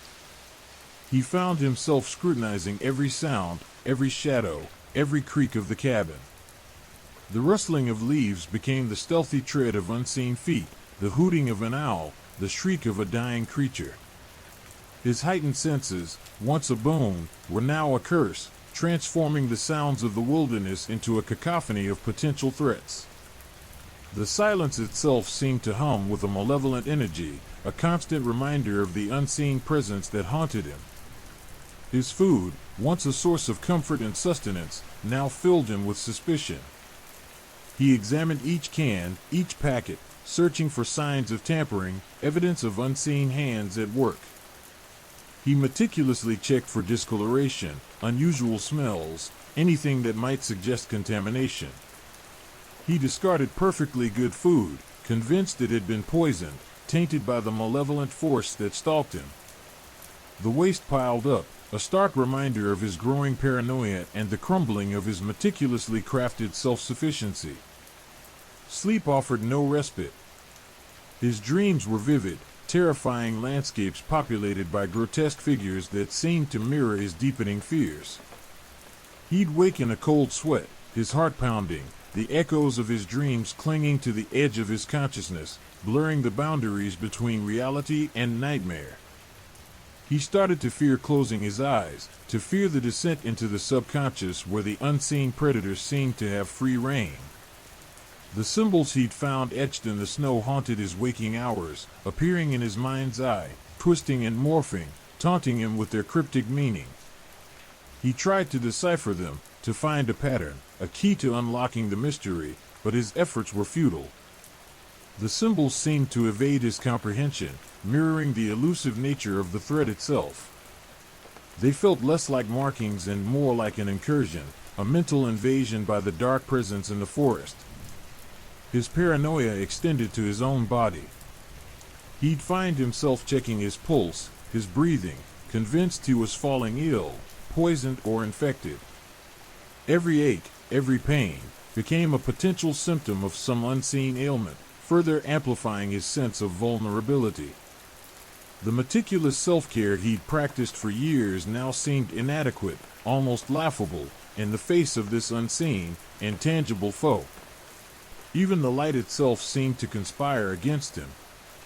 The shadows lengthening at dusk, the sun's angle in the sky, the shifting reflections in the polished surface of his rifle barrel all seemed to hold messages, hidden clues, portents of impending doom.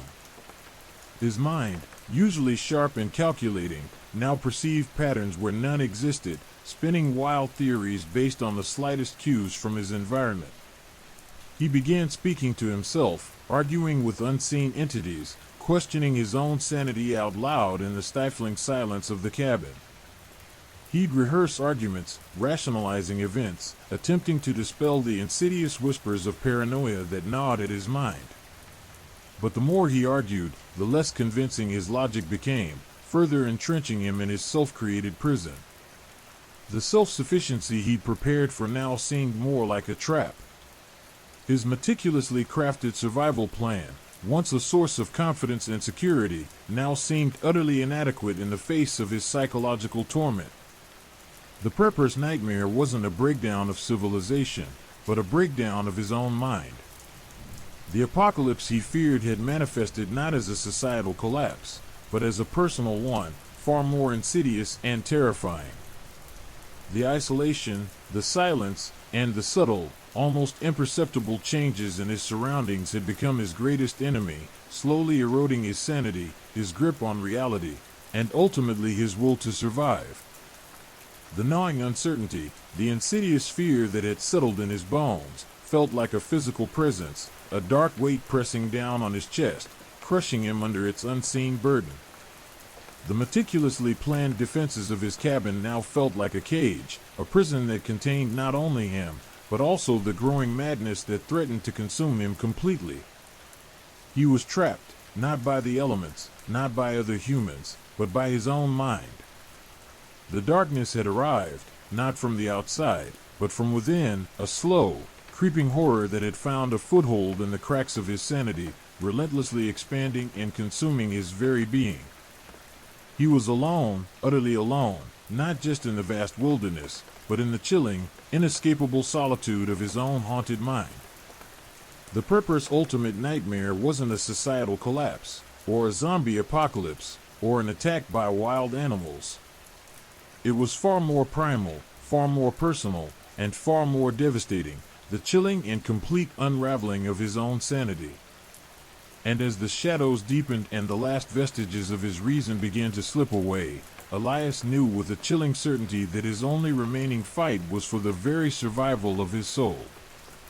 The wilderness waited, patient and silent, as his carefully constructed world disintegrated around him, leaving only the chilling echo of his own encroaching madness. The icy grip of fear tightened around Elias's chest.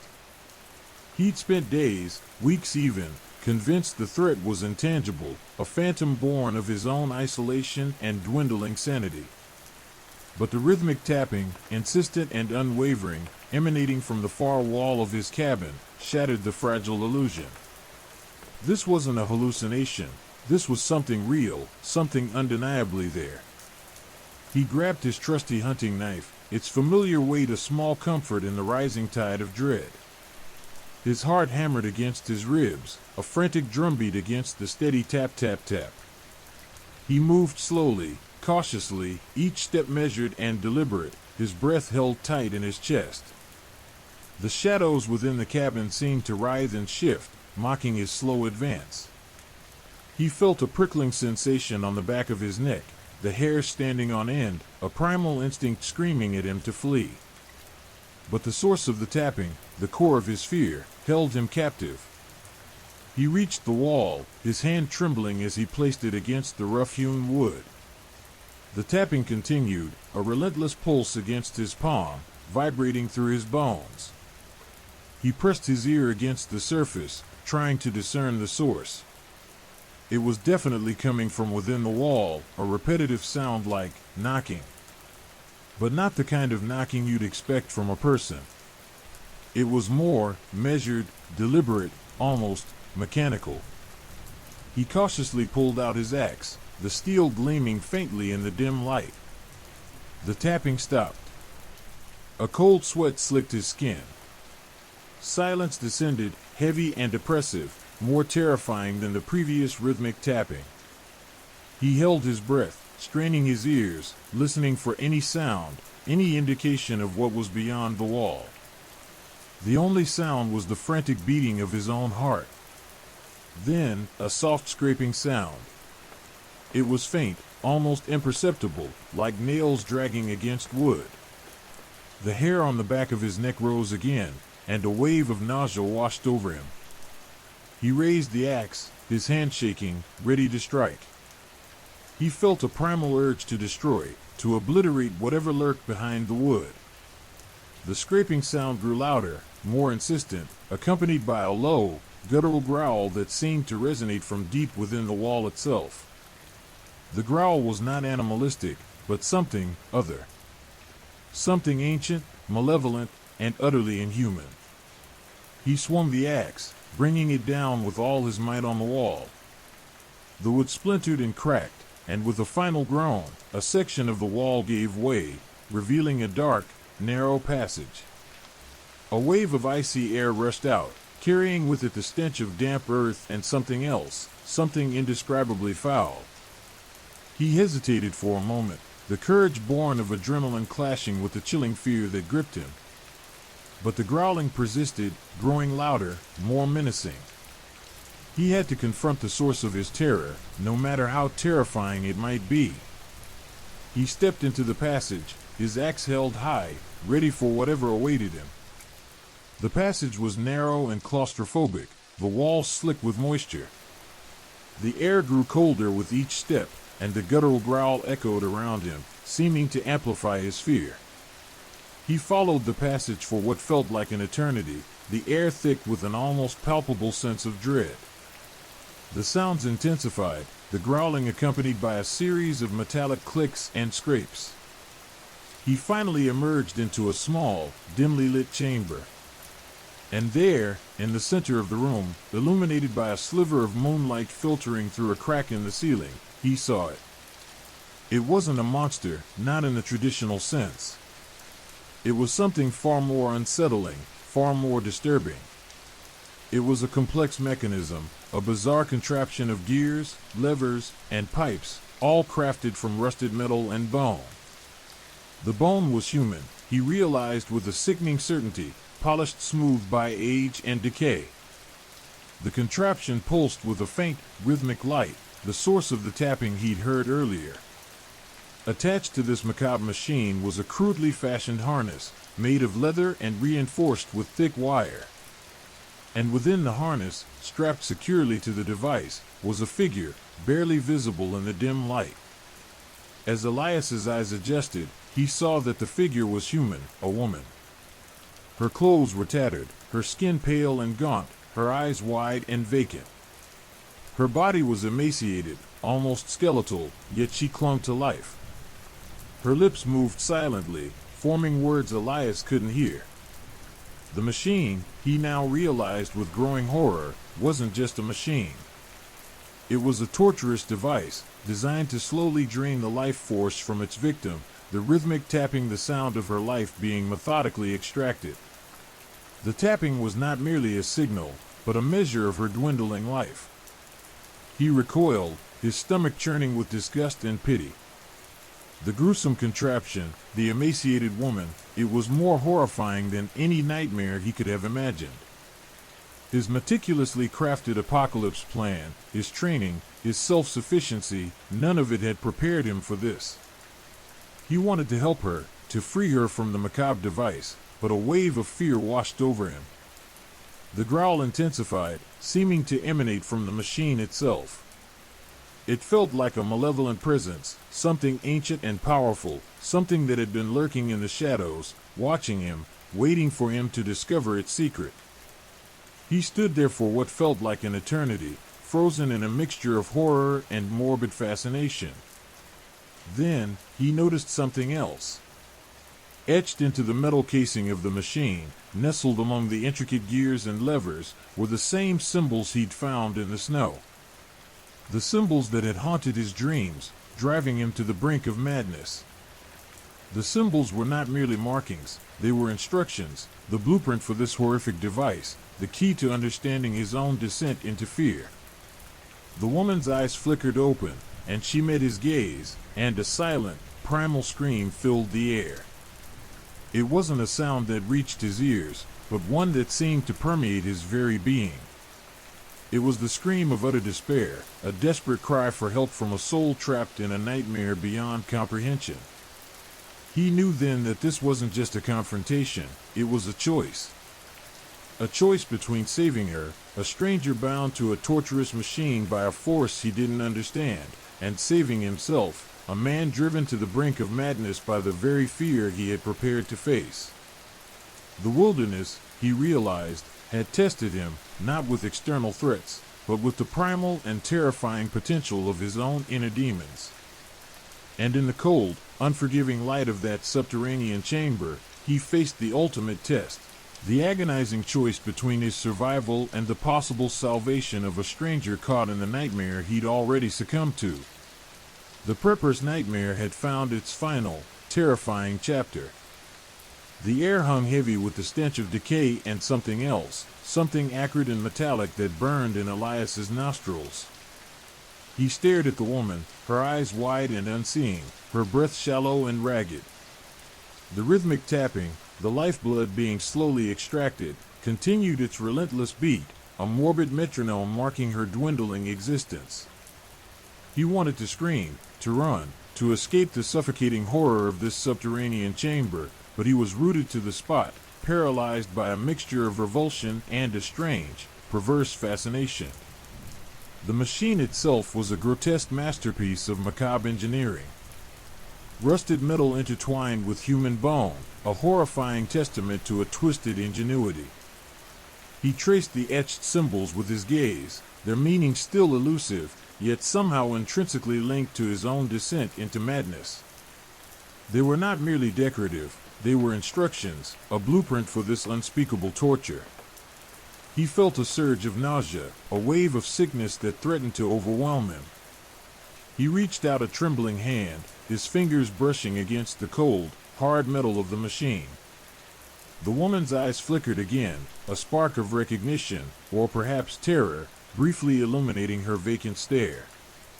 He pulled back, his hand shaking uncontrollably.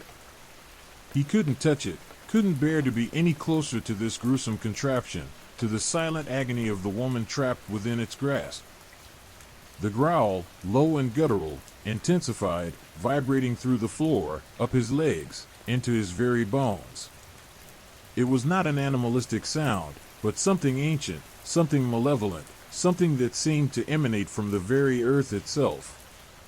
He felt a presence, a dark and suffocating weight pressing down on him, constricting his chest, stealing his breath. He looked around the chamber, searching for a way out, for a means of escape. But there was nothing.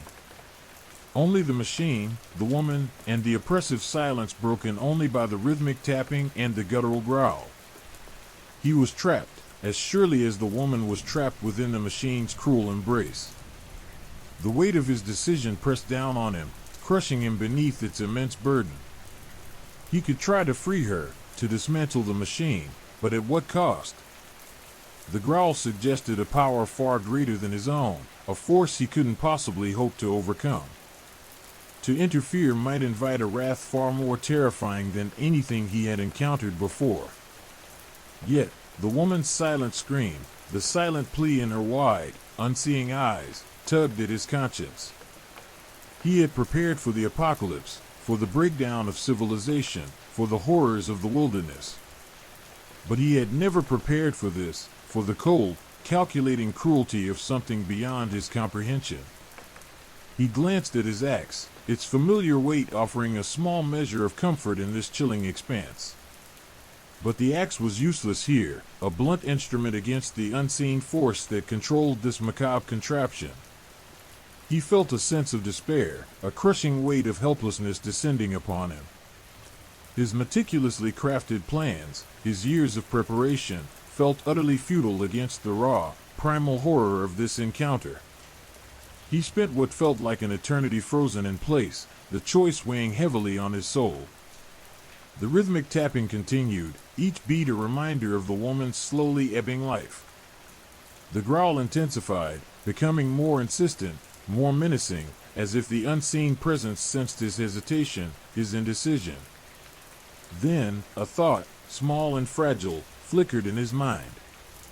The symbols. He had seen them before, not just on the machine, but etched into the snow, driving him to this very place. They were not merely symbols, but a language, a key to understanding the horror before him. He had to find a way to decipher them, to understand their meaning. Maybe, just maybe, the symbols held the key to releasing the woman, to breaking the power of the unseen entity that held her captive. He moved towards the machine, his fear warring with a newfound determination. He examined the symbols again, tracing their intricate lines with his fingers, his mind racing to find a pattern, a connection, an understanding. He realized they were not random markings, but a series of complex equations, calculations, a code of some sort. But it was a code he didn't understand, a language beyond his comprehension. Hours passed, the rhythmic tapping continuing its relentless march towards an inevitable end. He worked tirelessly, his mind focused on deciphering the symbols, his hands moving with a feverish energy. His fingers traced the lines, he rotated the glyphs in his head, comparing them to others, and he tried to understand them in any way he could. He was desperate to find a solution, a key to unlock the macabre machine. As the light began to fade, indicating the coming of dawn, he felt a glimmer of hope. He noticed a small, almost insignificant detail, a pattern hidden within the complexity of the symbols.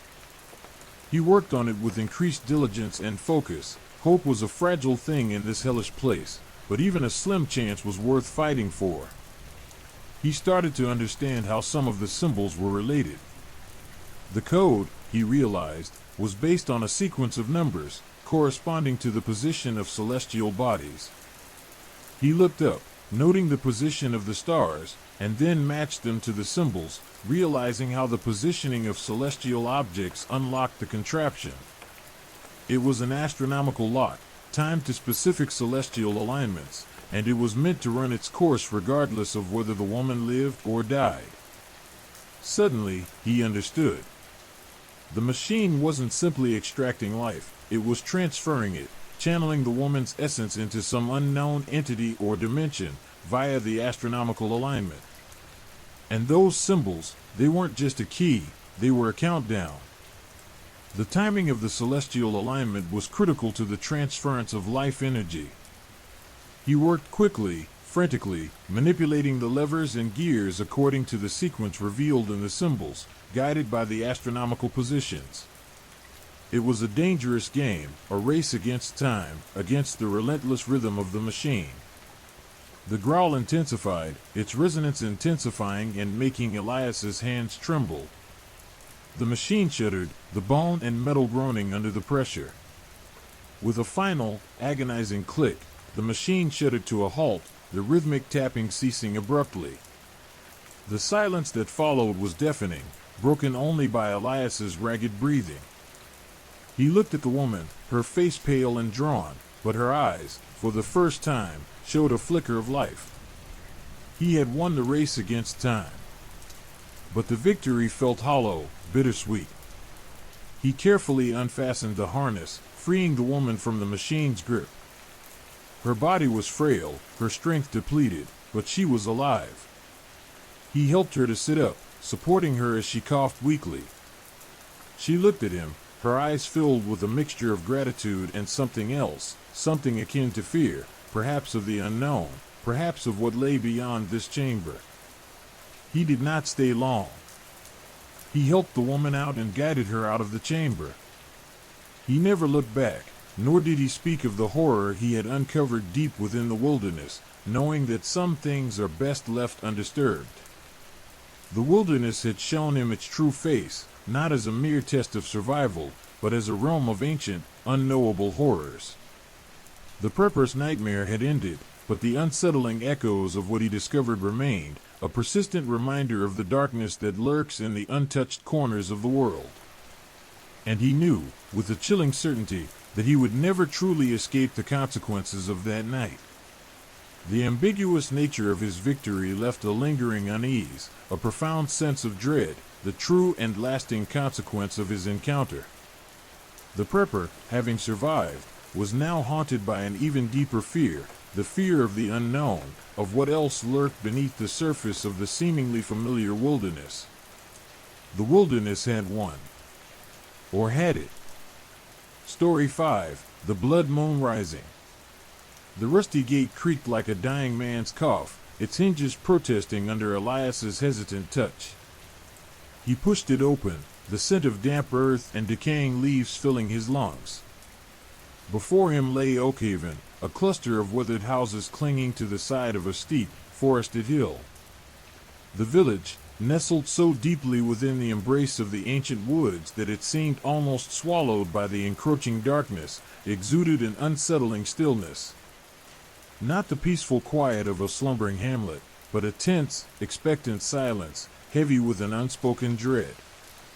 A silence that screamed of secrets buried deep under layers of soil and fear. The blood moon, a malevolent crimson eye in the inky sky, cast an unnatural glow upon the scene, painting the snow-dusted roofs in shades of bloody orange and sinister purple. Its eerie light seemed to distort the familiar shapes of the houses, transforming them into grotesque, shadowy figures, their windows like vacant eyes staring out into the night. The air itself felt charged, thick with an energy that prickled his skin and made the hairs on the back of his neck stand on end. It was a palpable sense of foreboding, a feeling that something terrible was about to happen, a feeling he had not experienced even in the face of the horrifying machine. He moved cautiously through the village, the crunch of snow under his boots the only sound breaking the oppressive silence. The windows of the houses were dark, save for one, a faint, flickering light emanating from a ground floor window. As he approached, he could hear muffled sounds from within, low whispers, the scrape of furniture, and a rhythmic thumping that echoed the morbid metronome of the torture machine he'd so recently escaped.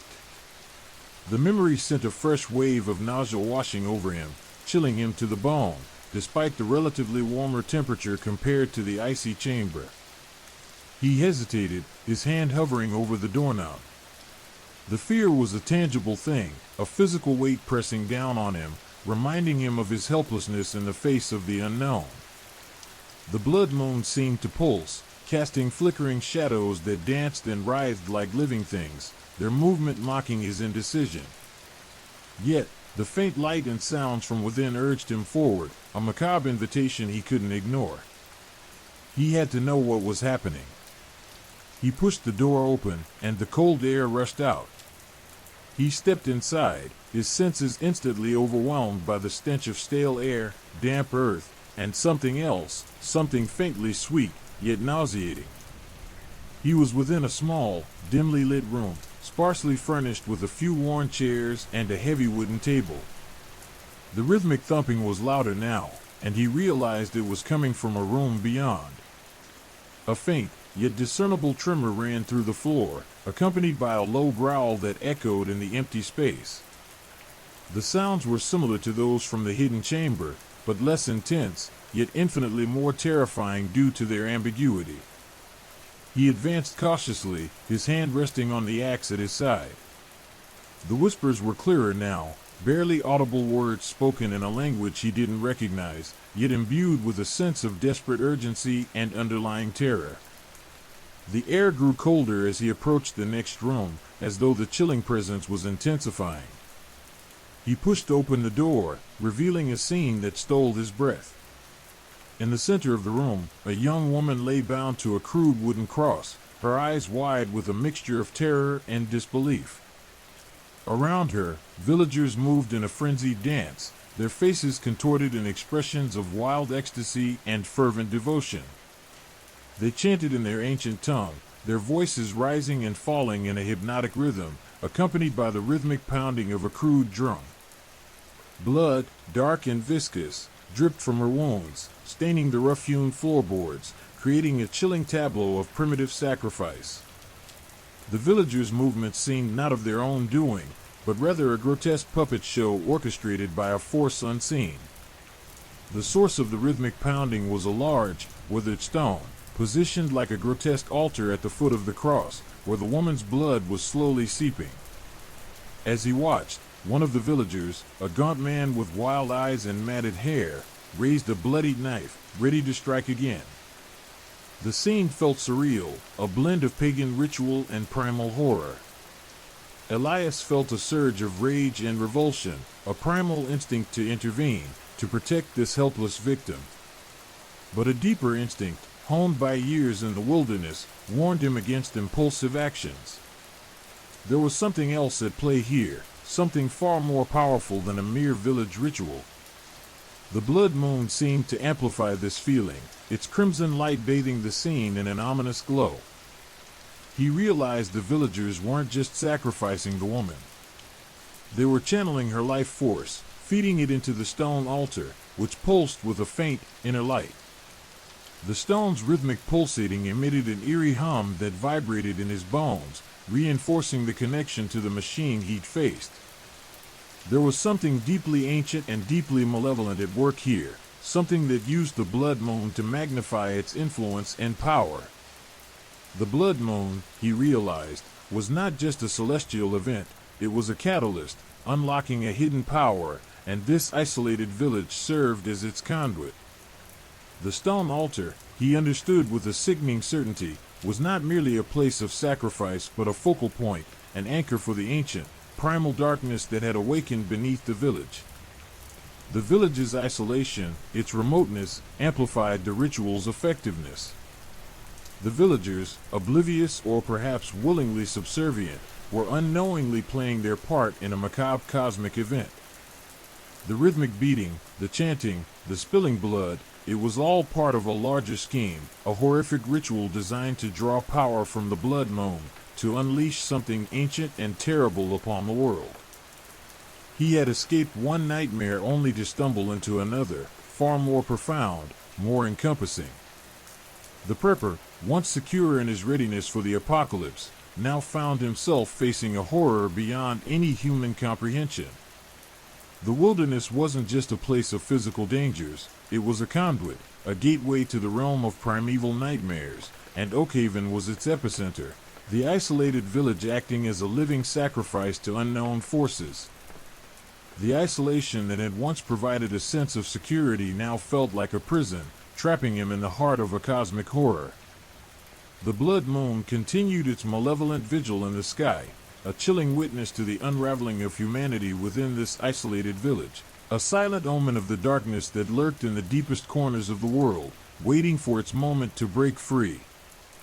The chanting intensified, a guttural, rhythmic drone that vibrated through Elias's chest, resonating with the unsettling hum emanating from the stone altar. The villagers, their faces contorted in a terrifying blend of ecstasy and fear, moved with a terrifying synchronicity, their dance a macabre ballet of blood and devotion. Their movements were hypnotic, almost mechanical, as if they were puppets controlled by unseen strings, their actions dictated by a power far greater than themselves. Each movement held a strange significance, a carefully choreographed step in a ritual as ancient as the earth itself. They circled the bound woman, their voices rising to a frenzied crescendo, their bodies swaying with a primal rhythm that echoed the pulse of the blood moon. The woman's cries were swallowed by the intensity of the chanting, her struggles muted by the sheer force of their collective will. Elias noticed intricate symbols etched into the weathered stone altar. They weren't familiar symbols, not the glyphs of any language he'd ever encountered. Instead, they resembled abstract representations of twisted, primordial forms, swirling patterns that seemed to writhe and shift even as he looked, their meaning as elusive as the darkness that emanated from them. These symbols pulsed with a faint, inner light, mirroring the rhythmic throbbing of the stone. The light seemed to emanate from deep within the stone, a malevolent energy that felt both ancient and terrifyingly alive. As the ritual progressed, the woman's blood flowed more freely, staining the rough-hewn floorboards a crimson pool. The villagers didn't seem to notice the increasing volume of blood. Rather, they collected it in crude bowls carved from bone, adding it to the offerings piled on the altar. The offerings were strange: wild herbs, twisted roots, and what appeared to be fragments of animal bones, arranged in a complex and unsettling pattern. The air hummed thick with the scent of blood, earth, and decaying vegetation, a suffocating perfume of primal sacrifice. The gaunt man, who seemed to be the ritual's leader, stepped forward, his eyes glowing with a feverish intensity. He raised the bloodied knife, and as he prepared to strike again, Elias noticed something else, a faint, ethereal shimmer that surrounded the woman. It wasn't a physical shimmer, but more of a distortion in the air, a barely perceptible ripple that seemed to emanate from her body. The ripple pulsed in time with the stone altar's heartbeat, drawing energy from the woman, feeding it into the ancient stone. The woman's breathing grew shallow, her body was visibly weakening. Her eyes, though filled with terror, also seemed to reflect something else, a resigned understanding of her fate, an acceptance of her role in this horrifying ritual. She was not simply a victim, she was a conduit, an unwilling participant in a cosmic drama far beyond her comprehension. Suddenly, the chanting ceased, replaced by a deafening silence. The villagers froze, their bodies still in the midst of their frenzied dance. The air grew thick with anticipation, as if holding its breath. The blood moon, hanging high in the sky, seemed to pulse with renewed intensity, casting long, dancing shadows that stretched and writhed across the room. The stone altar began to glow brighter, its inner light expanding until it filled the room with a malevolent aura. The symbols etched on its surface seemed to writhe and coalesce, forming ephemeral shapes that shifted and dissolved as quickly as they appeared.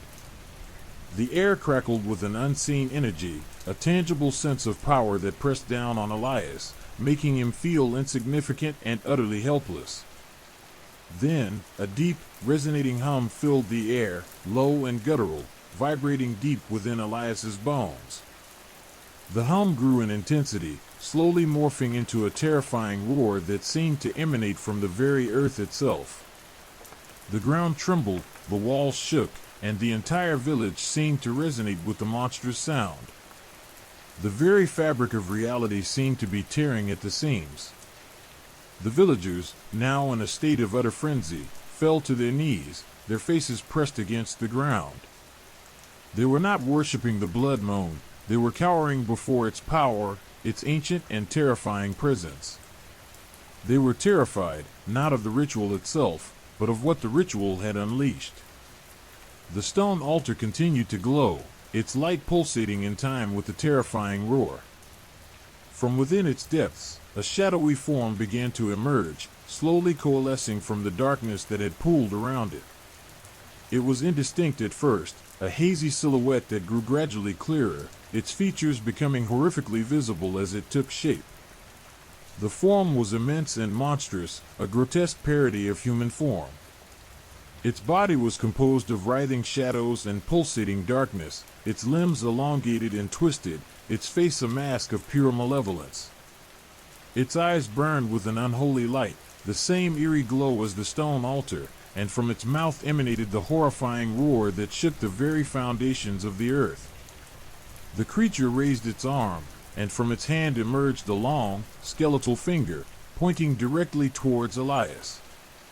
The finger pulsed with the same eerie light, its touch seeming to burn a hole through space and time.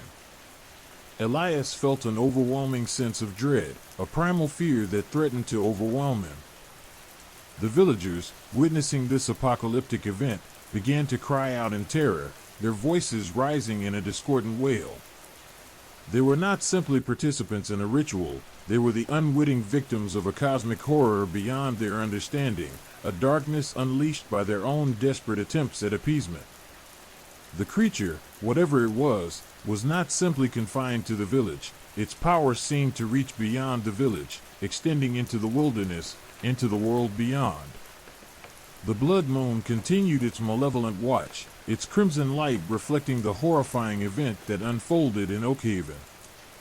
This was no longer just a village ritual, this was the unleashing of an ancient evil, a terrifying glimpse into the primordial darkness that lurked at the heart of creation.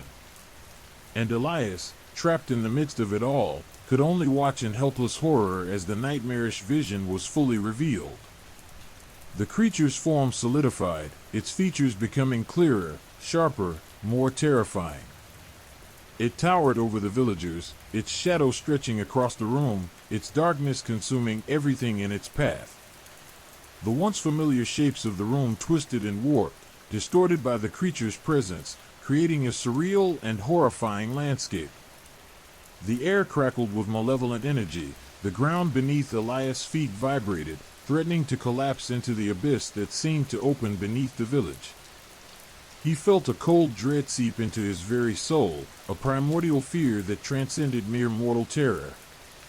It was the fear of the unknown, of the things that lurk in the deepest recesses of existence, the horrors that defy human comprehension. This was something ancient, something powerful, something beyond human control. The creature's eyes, burning with an infernal light, fixed on Elias.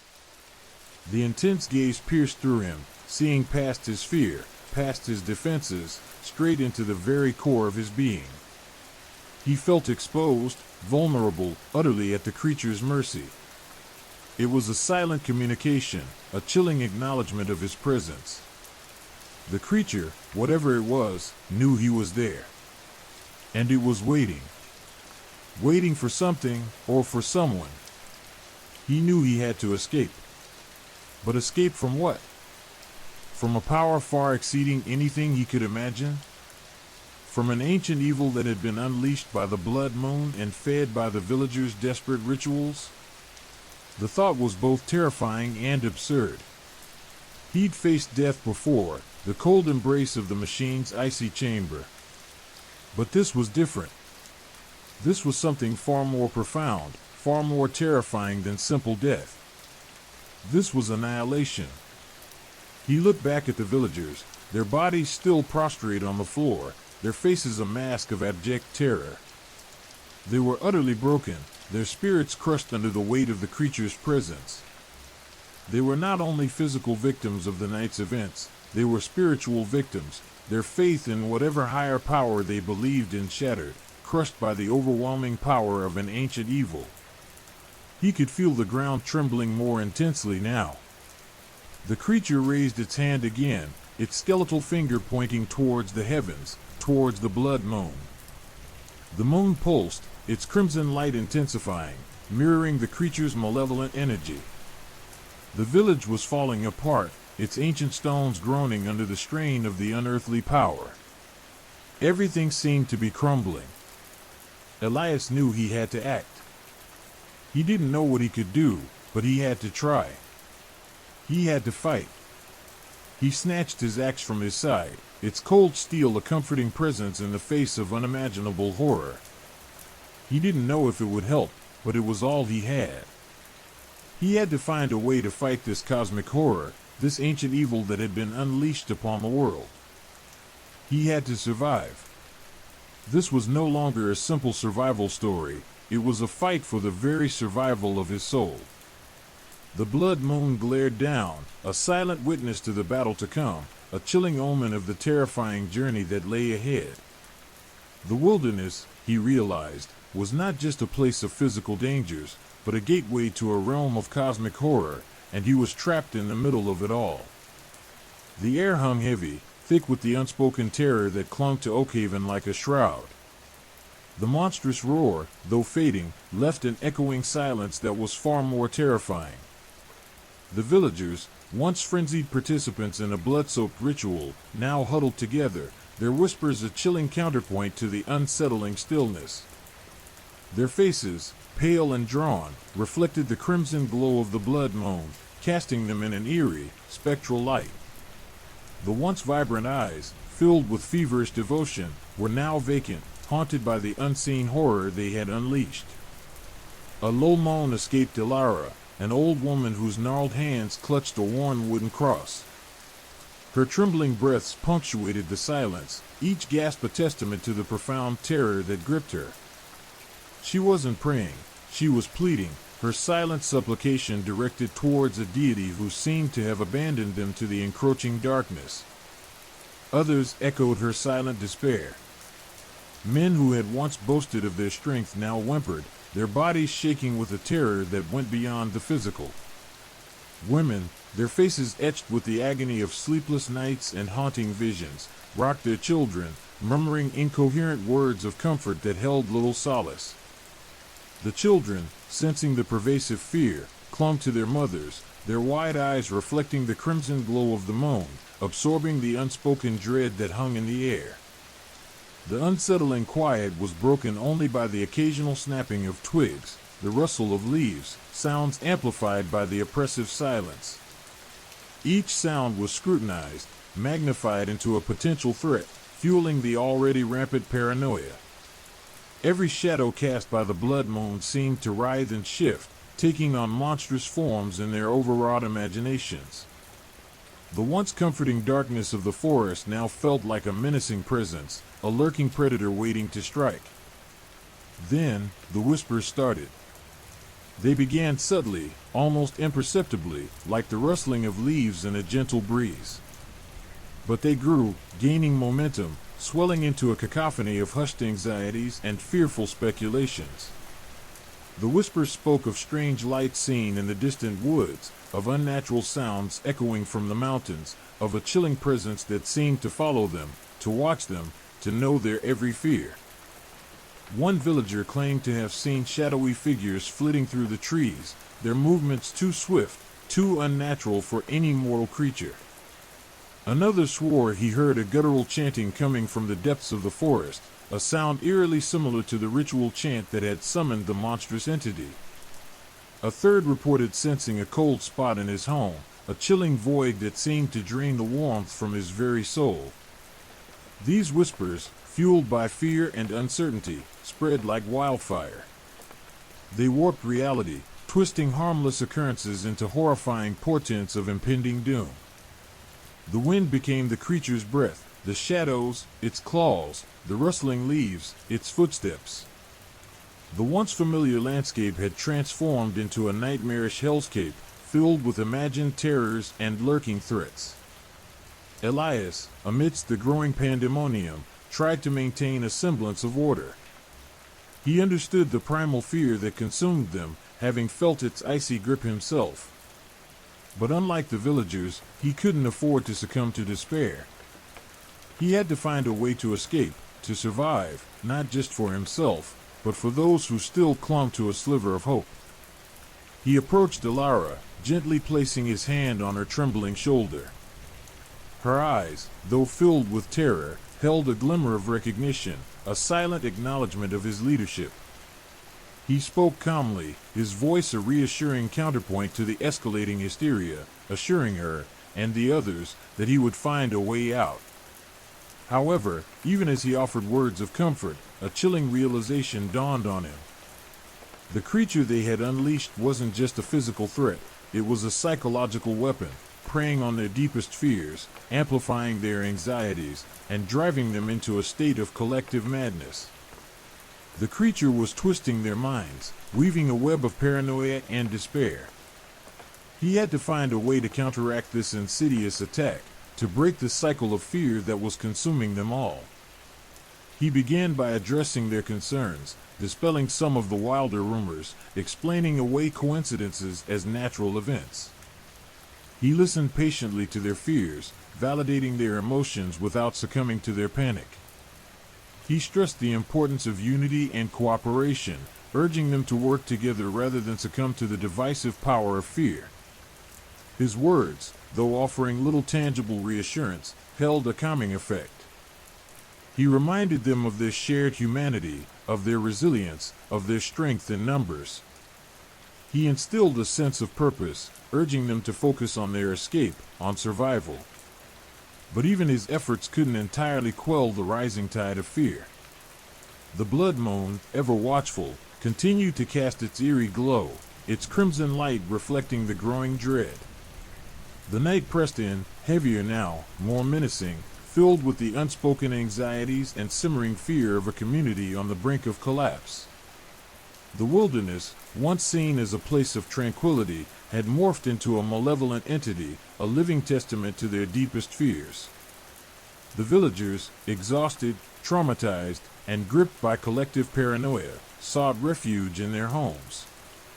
But the fear followed them into their homes, lurking in the shadows, whispering in the darkness, gnawing at their sanity. Sleep offered no respite. Nightmares haunted them, vivid visions of the monstrous creature, its eyes burning into their souls. Even Elias couldn't escape the pervasive dread. The memories of the creature's terrifying presence, its unholy gaze, its immense power, haunted his waking hours, threatening to consume him. He knew that their escape wouldn't be easy. They weren't merely facing a physical threat, but a psychological one, a cosmic horror that had seeped into their minds, twisting their perceptions and undermining their collective will. He knew that to survive, they must confront not just the monster, but their own deepest fears. The blood moon, a silent, malevolent witness, continued its reign, its crimson light a chilling promise of the terrifying night to come, and the long and perilous journey to escape the clutches of the primordial darkness that had consumed Oakhaven. The wilderness, in its malevolent embrace, held a fate far worse than death, a descent into an abyss of primal fear. And in the heart of that darkness, under the watchful eye of the blood moon, they would have to fight not just for survival, but for their sanity. The rising blood moon cast an even more sinister glow upon Oakhaven, its crimson light painting the terrified faces of the villagers in a macabre spectacle. The whispers, once a subtle undercurrent of fear, had swelled into a deafening chorus of dread, each voice echoing the collective paranoia that threatened to consume them all. Elias, despite his efforts to maintain order, felt the chilling grip of despair tightening around his own heart. He knew that simply waiting for dawn was not an option. They had to confront the source of this horror, face the entity that had twisted their minds and haunted their dreams. He rallied the villagers, his voice strained but resolute. He spoke of courage, of unity, of their shared will to survive. He knew his words offered little solace, but they were a necessary balm against the escalating panic. He chose 3 of the strongest men, their faces grim with determination, and together they set out, armed with nothing but crudely fashioned torches and the flickering light of their waning hope. The air grew colder as they ventured deeper into the forest, the silence broken only by the crunch of twigs beneath their boots and the rhythmic thudding of their hearts.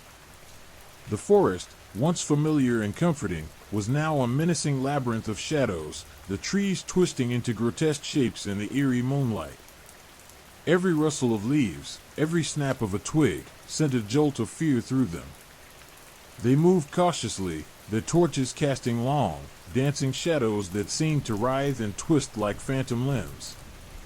The whispers followed them, insidious and relentless, weaving tales of unimaginable horrors that lurked in the darkness. As they moved deeper into the woods, the whispers intensified, coalescing into a guttural chanting that seemed to vibrate in their very bones. The air grew thick with a palpable sense of dread, a suffocating presence that weighed heavily on their chests. They pressed onward, driven by a desperate need to find the source of this malevolence, to end the reign of terror that had gripped their village. Suddenly, the chanting stopped. A chilling silence descended, deeper and more oppressive than before. Then, from the depths of the forest, a blinding light erupted, casting grotesque shadows that danced and writhed like living things. The light intensified, illuminating a clearing where a sight of unspeakable horror awaited them. A massive, ancient oak tree stood at the center of the clearing, its branches gnarled and twisted like the limbs of some monstrous beast. From its roots, a swirling vortex of darkness pulsed with an unholy light. The very air around it seemed to crackle with malevolent energy. And within the vortex, they saw it, the source of their torment. It wasn't a creature of flesh and blood, but a being of pure shadow, its form shifting and changing, a grotesque parody of human shape. Its eyes burned with an infernal light, its presence radiating an aura of pure, unadulterated evil. It was a being of immense power, a cosmic horror that defied description, its very existence a blasphemy against nature. Terror threatened to overwhelm them, but Elias held firm. He knew that flight was not an option. This was their final stand. He raised his torch, its meager light a defiant challenge against the overwhelming darkness. The others followed suit, their torches creating a fragile wall of light against the encroaching shadow. The creature reacted with a furious surge of energy. The vortex intensified, unleashing tendrils of darkness that lashed out at them. The men fought back, their torches blazing, but the darkness was relentless, consuming their meager defenses. The creature's unearthly wail echoed through the forest, a sound that scraped at their sanity, tearing at their souls. One by one, the men fell, their screams cut short by the creature's power. Elias, his eyes burning with a desperate defiance, fought on alone, his torch held aloft like a beacon of hope against the encroaching darkness. He knew he was fighting a losing battle, but he wouldn't yield. He would fight until his last breath, a testament to the indomitable spirit of humanity. But even Elias, consumed by the darkness's grasp, started to fall. The creature approached, its shadowy form looming over him like a nightmare made real. He screamed, fighting until the final, agonizing breath. As Elias succumbed to the encroaching darkness, a low growl emanated from the depths of the vortex, hinting at its malevolent intent. The vortex closed with a sickening thud, the once terrifying glow snuffed out as if it had never been there. The surviving villagers, witnessing the horrifying scene from afar, were left with an unfathomable grief and profound terror, understanding their inability to overcome this ancient evil.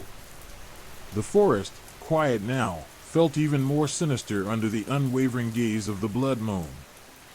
A chilling silence, broken only by the mournful whisper of the wind, draped the village, each home harboring a chilling reflection of the horrors they'd witnessed. Their fight for survival had taken a devastating turn. The villagers, their souls scarred, huddled together, the shared trauma binding them more tightly than before. The silence was heavy, pregnant with unspoken grief and the chilling knowledge of the creature's existence. The moon, their silent observer, cast long, skeletal shadows, reminding them of the inescapable terror that now defined their lives. They knew the danger was far from over. The chilling experience had left an undeniable impact on the community. The supernatural entity might have been vanquished, but the psychological scars would remain as grim reminders of the night the blood moon rose. The remaining villagers, scarred and haunted, would never truly escape the shadow of that night. Oakhaven, once a place of serenity, would forever bear the chilling legacy of the blood moon and its horrifying encounter. The silence, broken only by the mournful whisper of the wind, would constantly remind them of their ordeal, leaving an enduring mark on their memories and altering the landscape of their lives forever. The wilderness, once a symbol of tranquility, had been irrevocably tainted, forever haunted by the horrors they had witnessed, an experience that would shape their future and leave an indelible mark on their collective consciousness. The events of that night would weave themselves into the very fabric of Oakhaven's existence. The villagers, forever changed, had survived, but their victory felt hollow, overshadowed by the lingering fear and the terrifying memory of the night the blood moon rose. The chilling aftermath would persist, leaving an imprint on generations to come.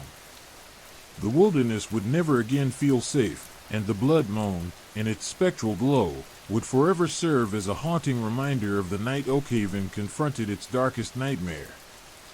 The blood moon, a malevolent eye in the inky sky, finally dipped below the horizon, leaving behind a world cloaked in an unsettling twilight. The forest, silent now, felt heavier, more oppressive than before. The air, thick with the lingering scent of fear and something else, something ancient and foul, clung to the survivors like a shroud.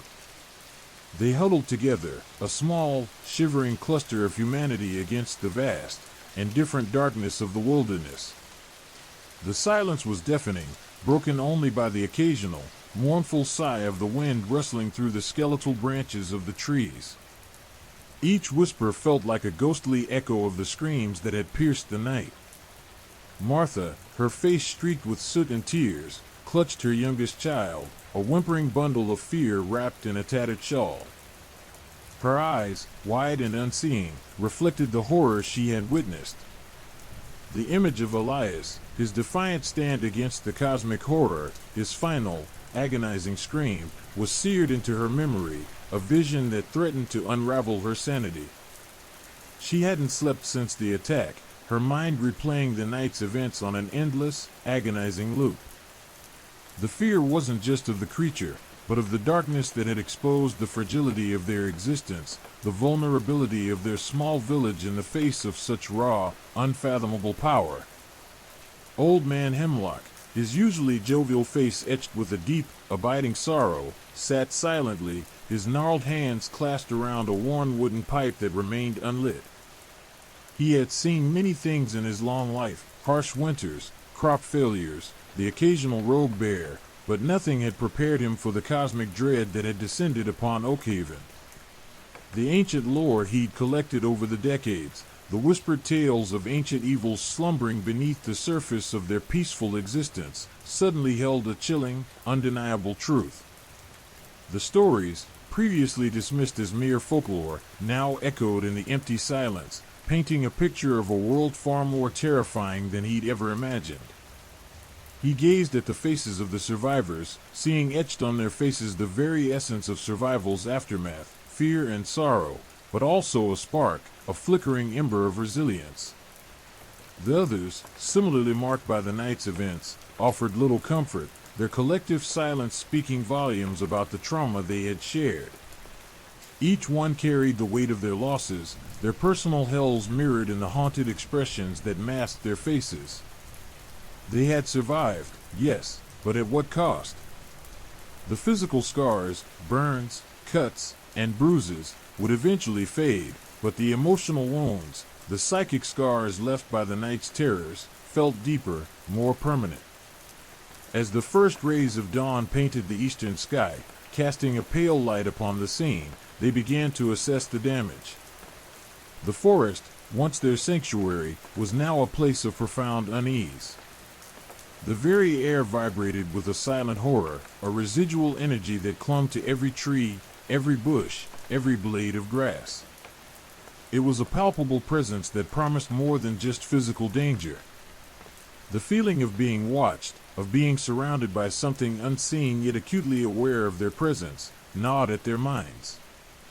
The creature was gone, but its presence lingered, a ghost in the machine, a silent specter that overshadowed everything. The trek back to the village was slow, heavy with unspoken anxieties. The trail, once familiar and comforting, now seemed alien and treacherous. Each shadow seemed to writhe, each rustle of leaves sounded like a malevolent whisper, each snap of a twig felt like a step from the darkness itself. The once familiar sounds of the forest, the chirping of birds, the rustling of leaves, were now muted, replaced by a disconcerting silence that was infinitely more terrifying. Oakhaven, bathed in the weak sunlight, looked broken, its usual serenity shattered. Homes were damaged, not by the creature itself, but by the frantic, desperate flight of the villagers. The air hung heavy with a sense of loss, a palpable grief that permeated every broken window, every overturned table, every scattered possession. The days that followed were a blur of grim activity. They buried their dead, their grief magnified by the knowledge that their deaths had been so utterly, inexplicably horrific. They tended to their wounds, both physical and emotional. They tried to rebuild their lives, to repair the damage done to their homes and their hearts. But the trauma lingered, a dark cloud that hung over everything. Sleep offered no respite. Nightmares plagued them, their dreams haunted by the creature's shadowy form, its infernal gaze, its unearthly wail. The blood moon, a constant reminder of the horror they had endured, reappeared each night, casting a sinister glow upon their shattered world, amplifying their fears. The villagers lived in a state of perpetual anxiety, their senses perpetually heightened, their trust in the world irrevocably broken. The silence, once a symbol of peace and quietude, became a source of profound unease. Every whisper of the wind, Every rustle of leaves sent shivers down their spines. The forest, once a source of sustenance and solace, was now a place of palpable dread, a constant reminder of the lurking horror that had nearly consumed them all.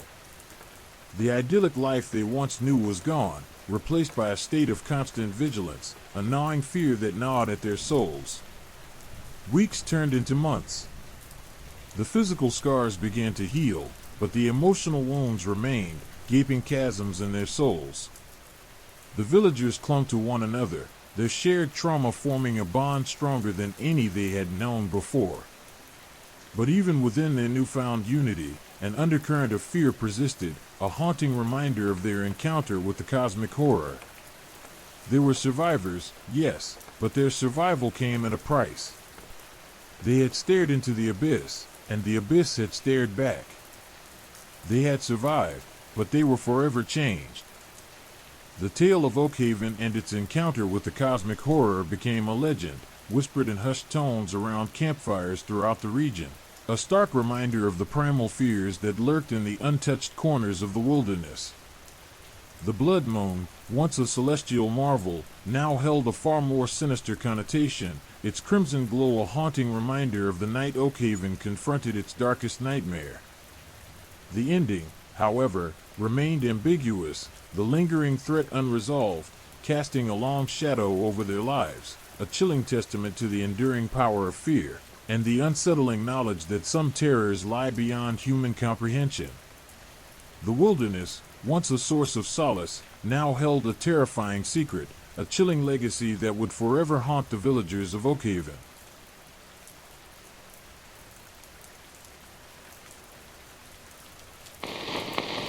If you've made it this far, you've heard the whispers. The static doesn't lie. If something felt too close tonight, it probably was. Subscribe for more tales that reach through the dark. Drop a comment below. What time is it right now where you are? And who's watching with you?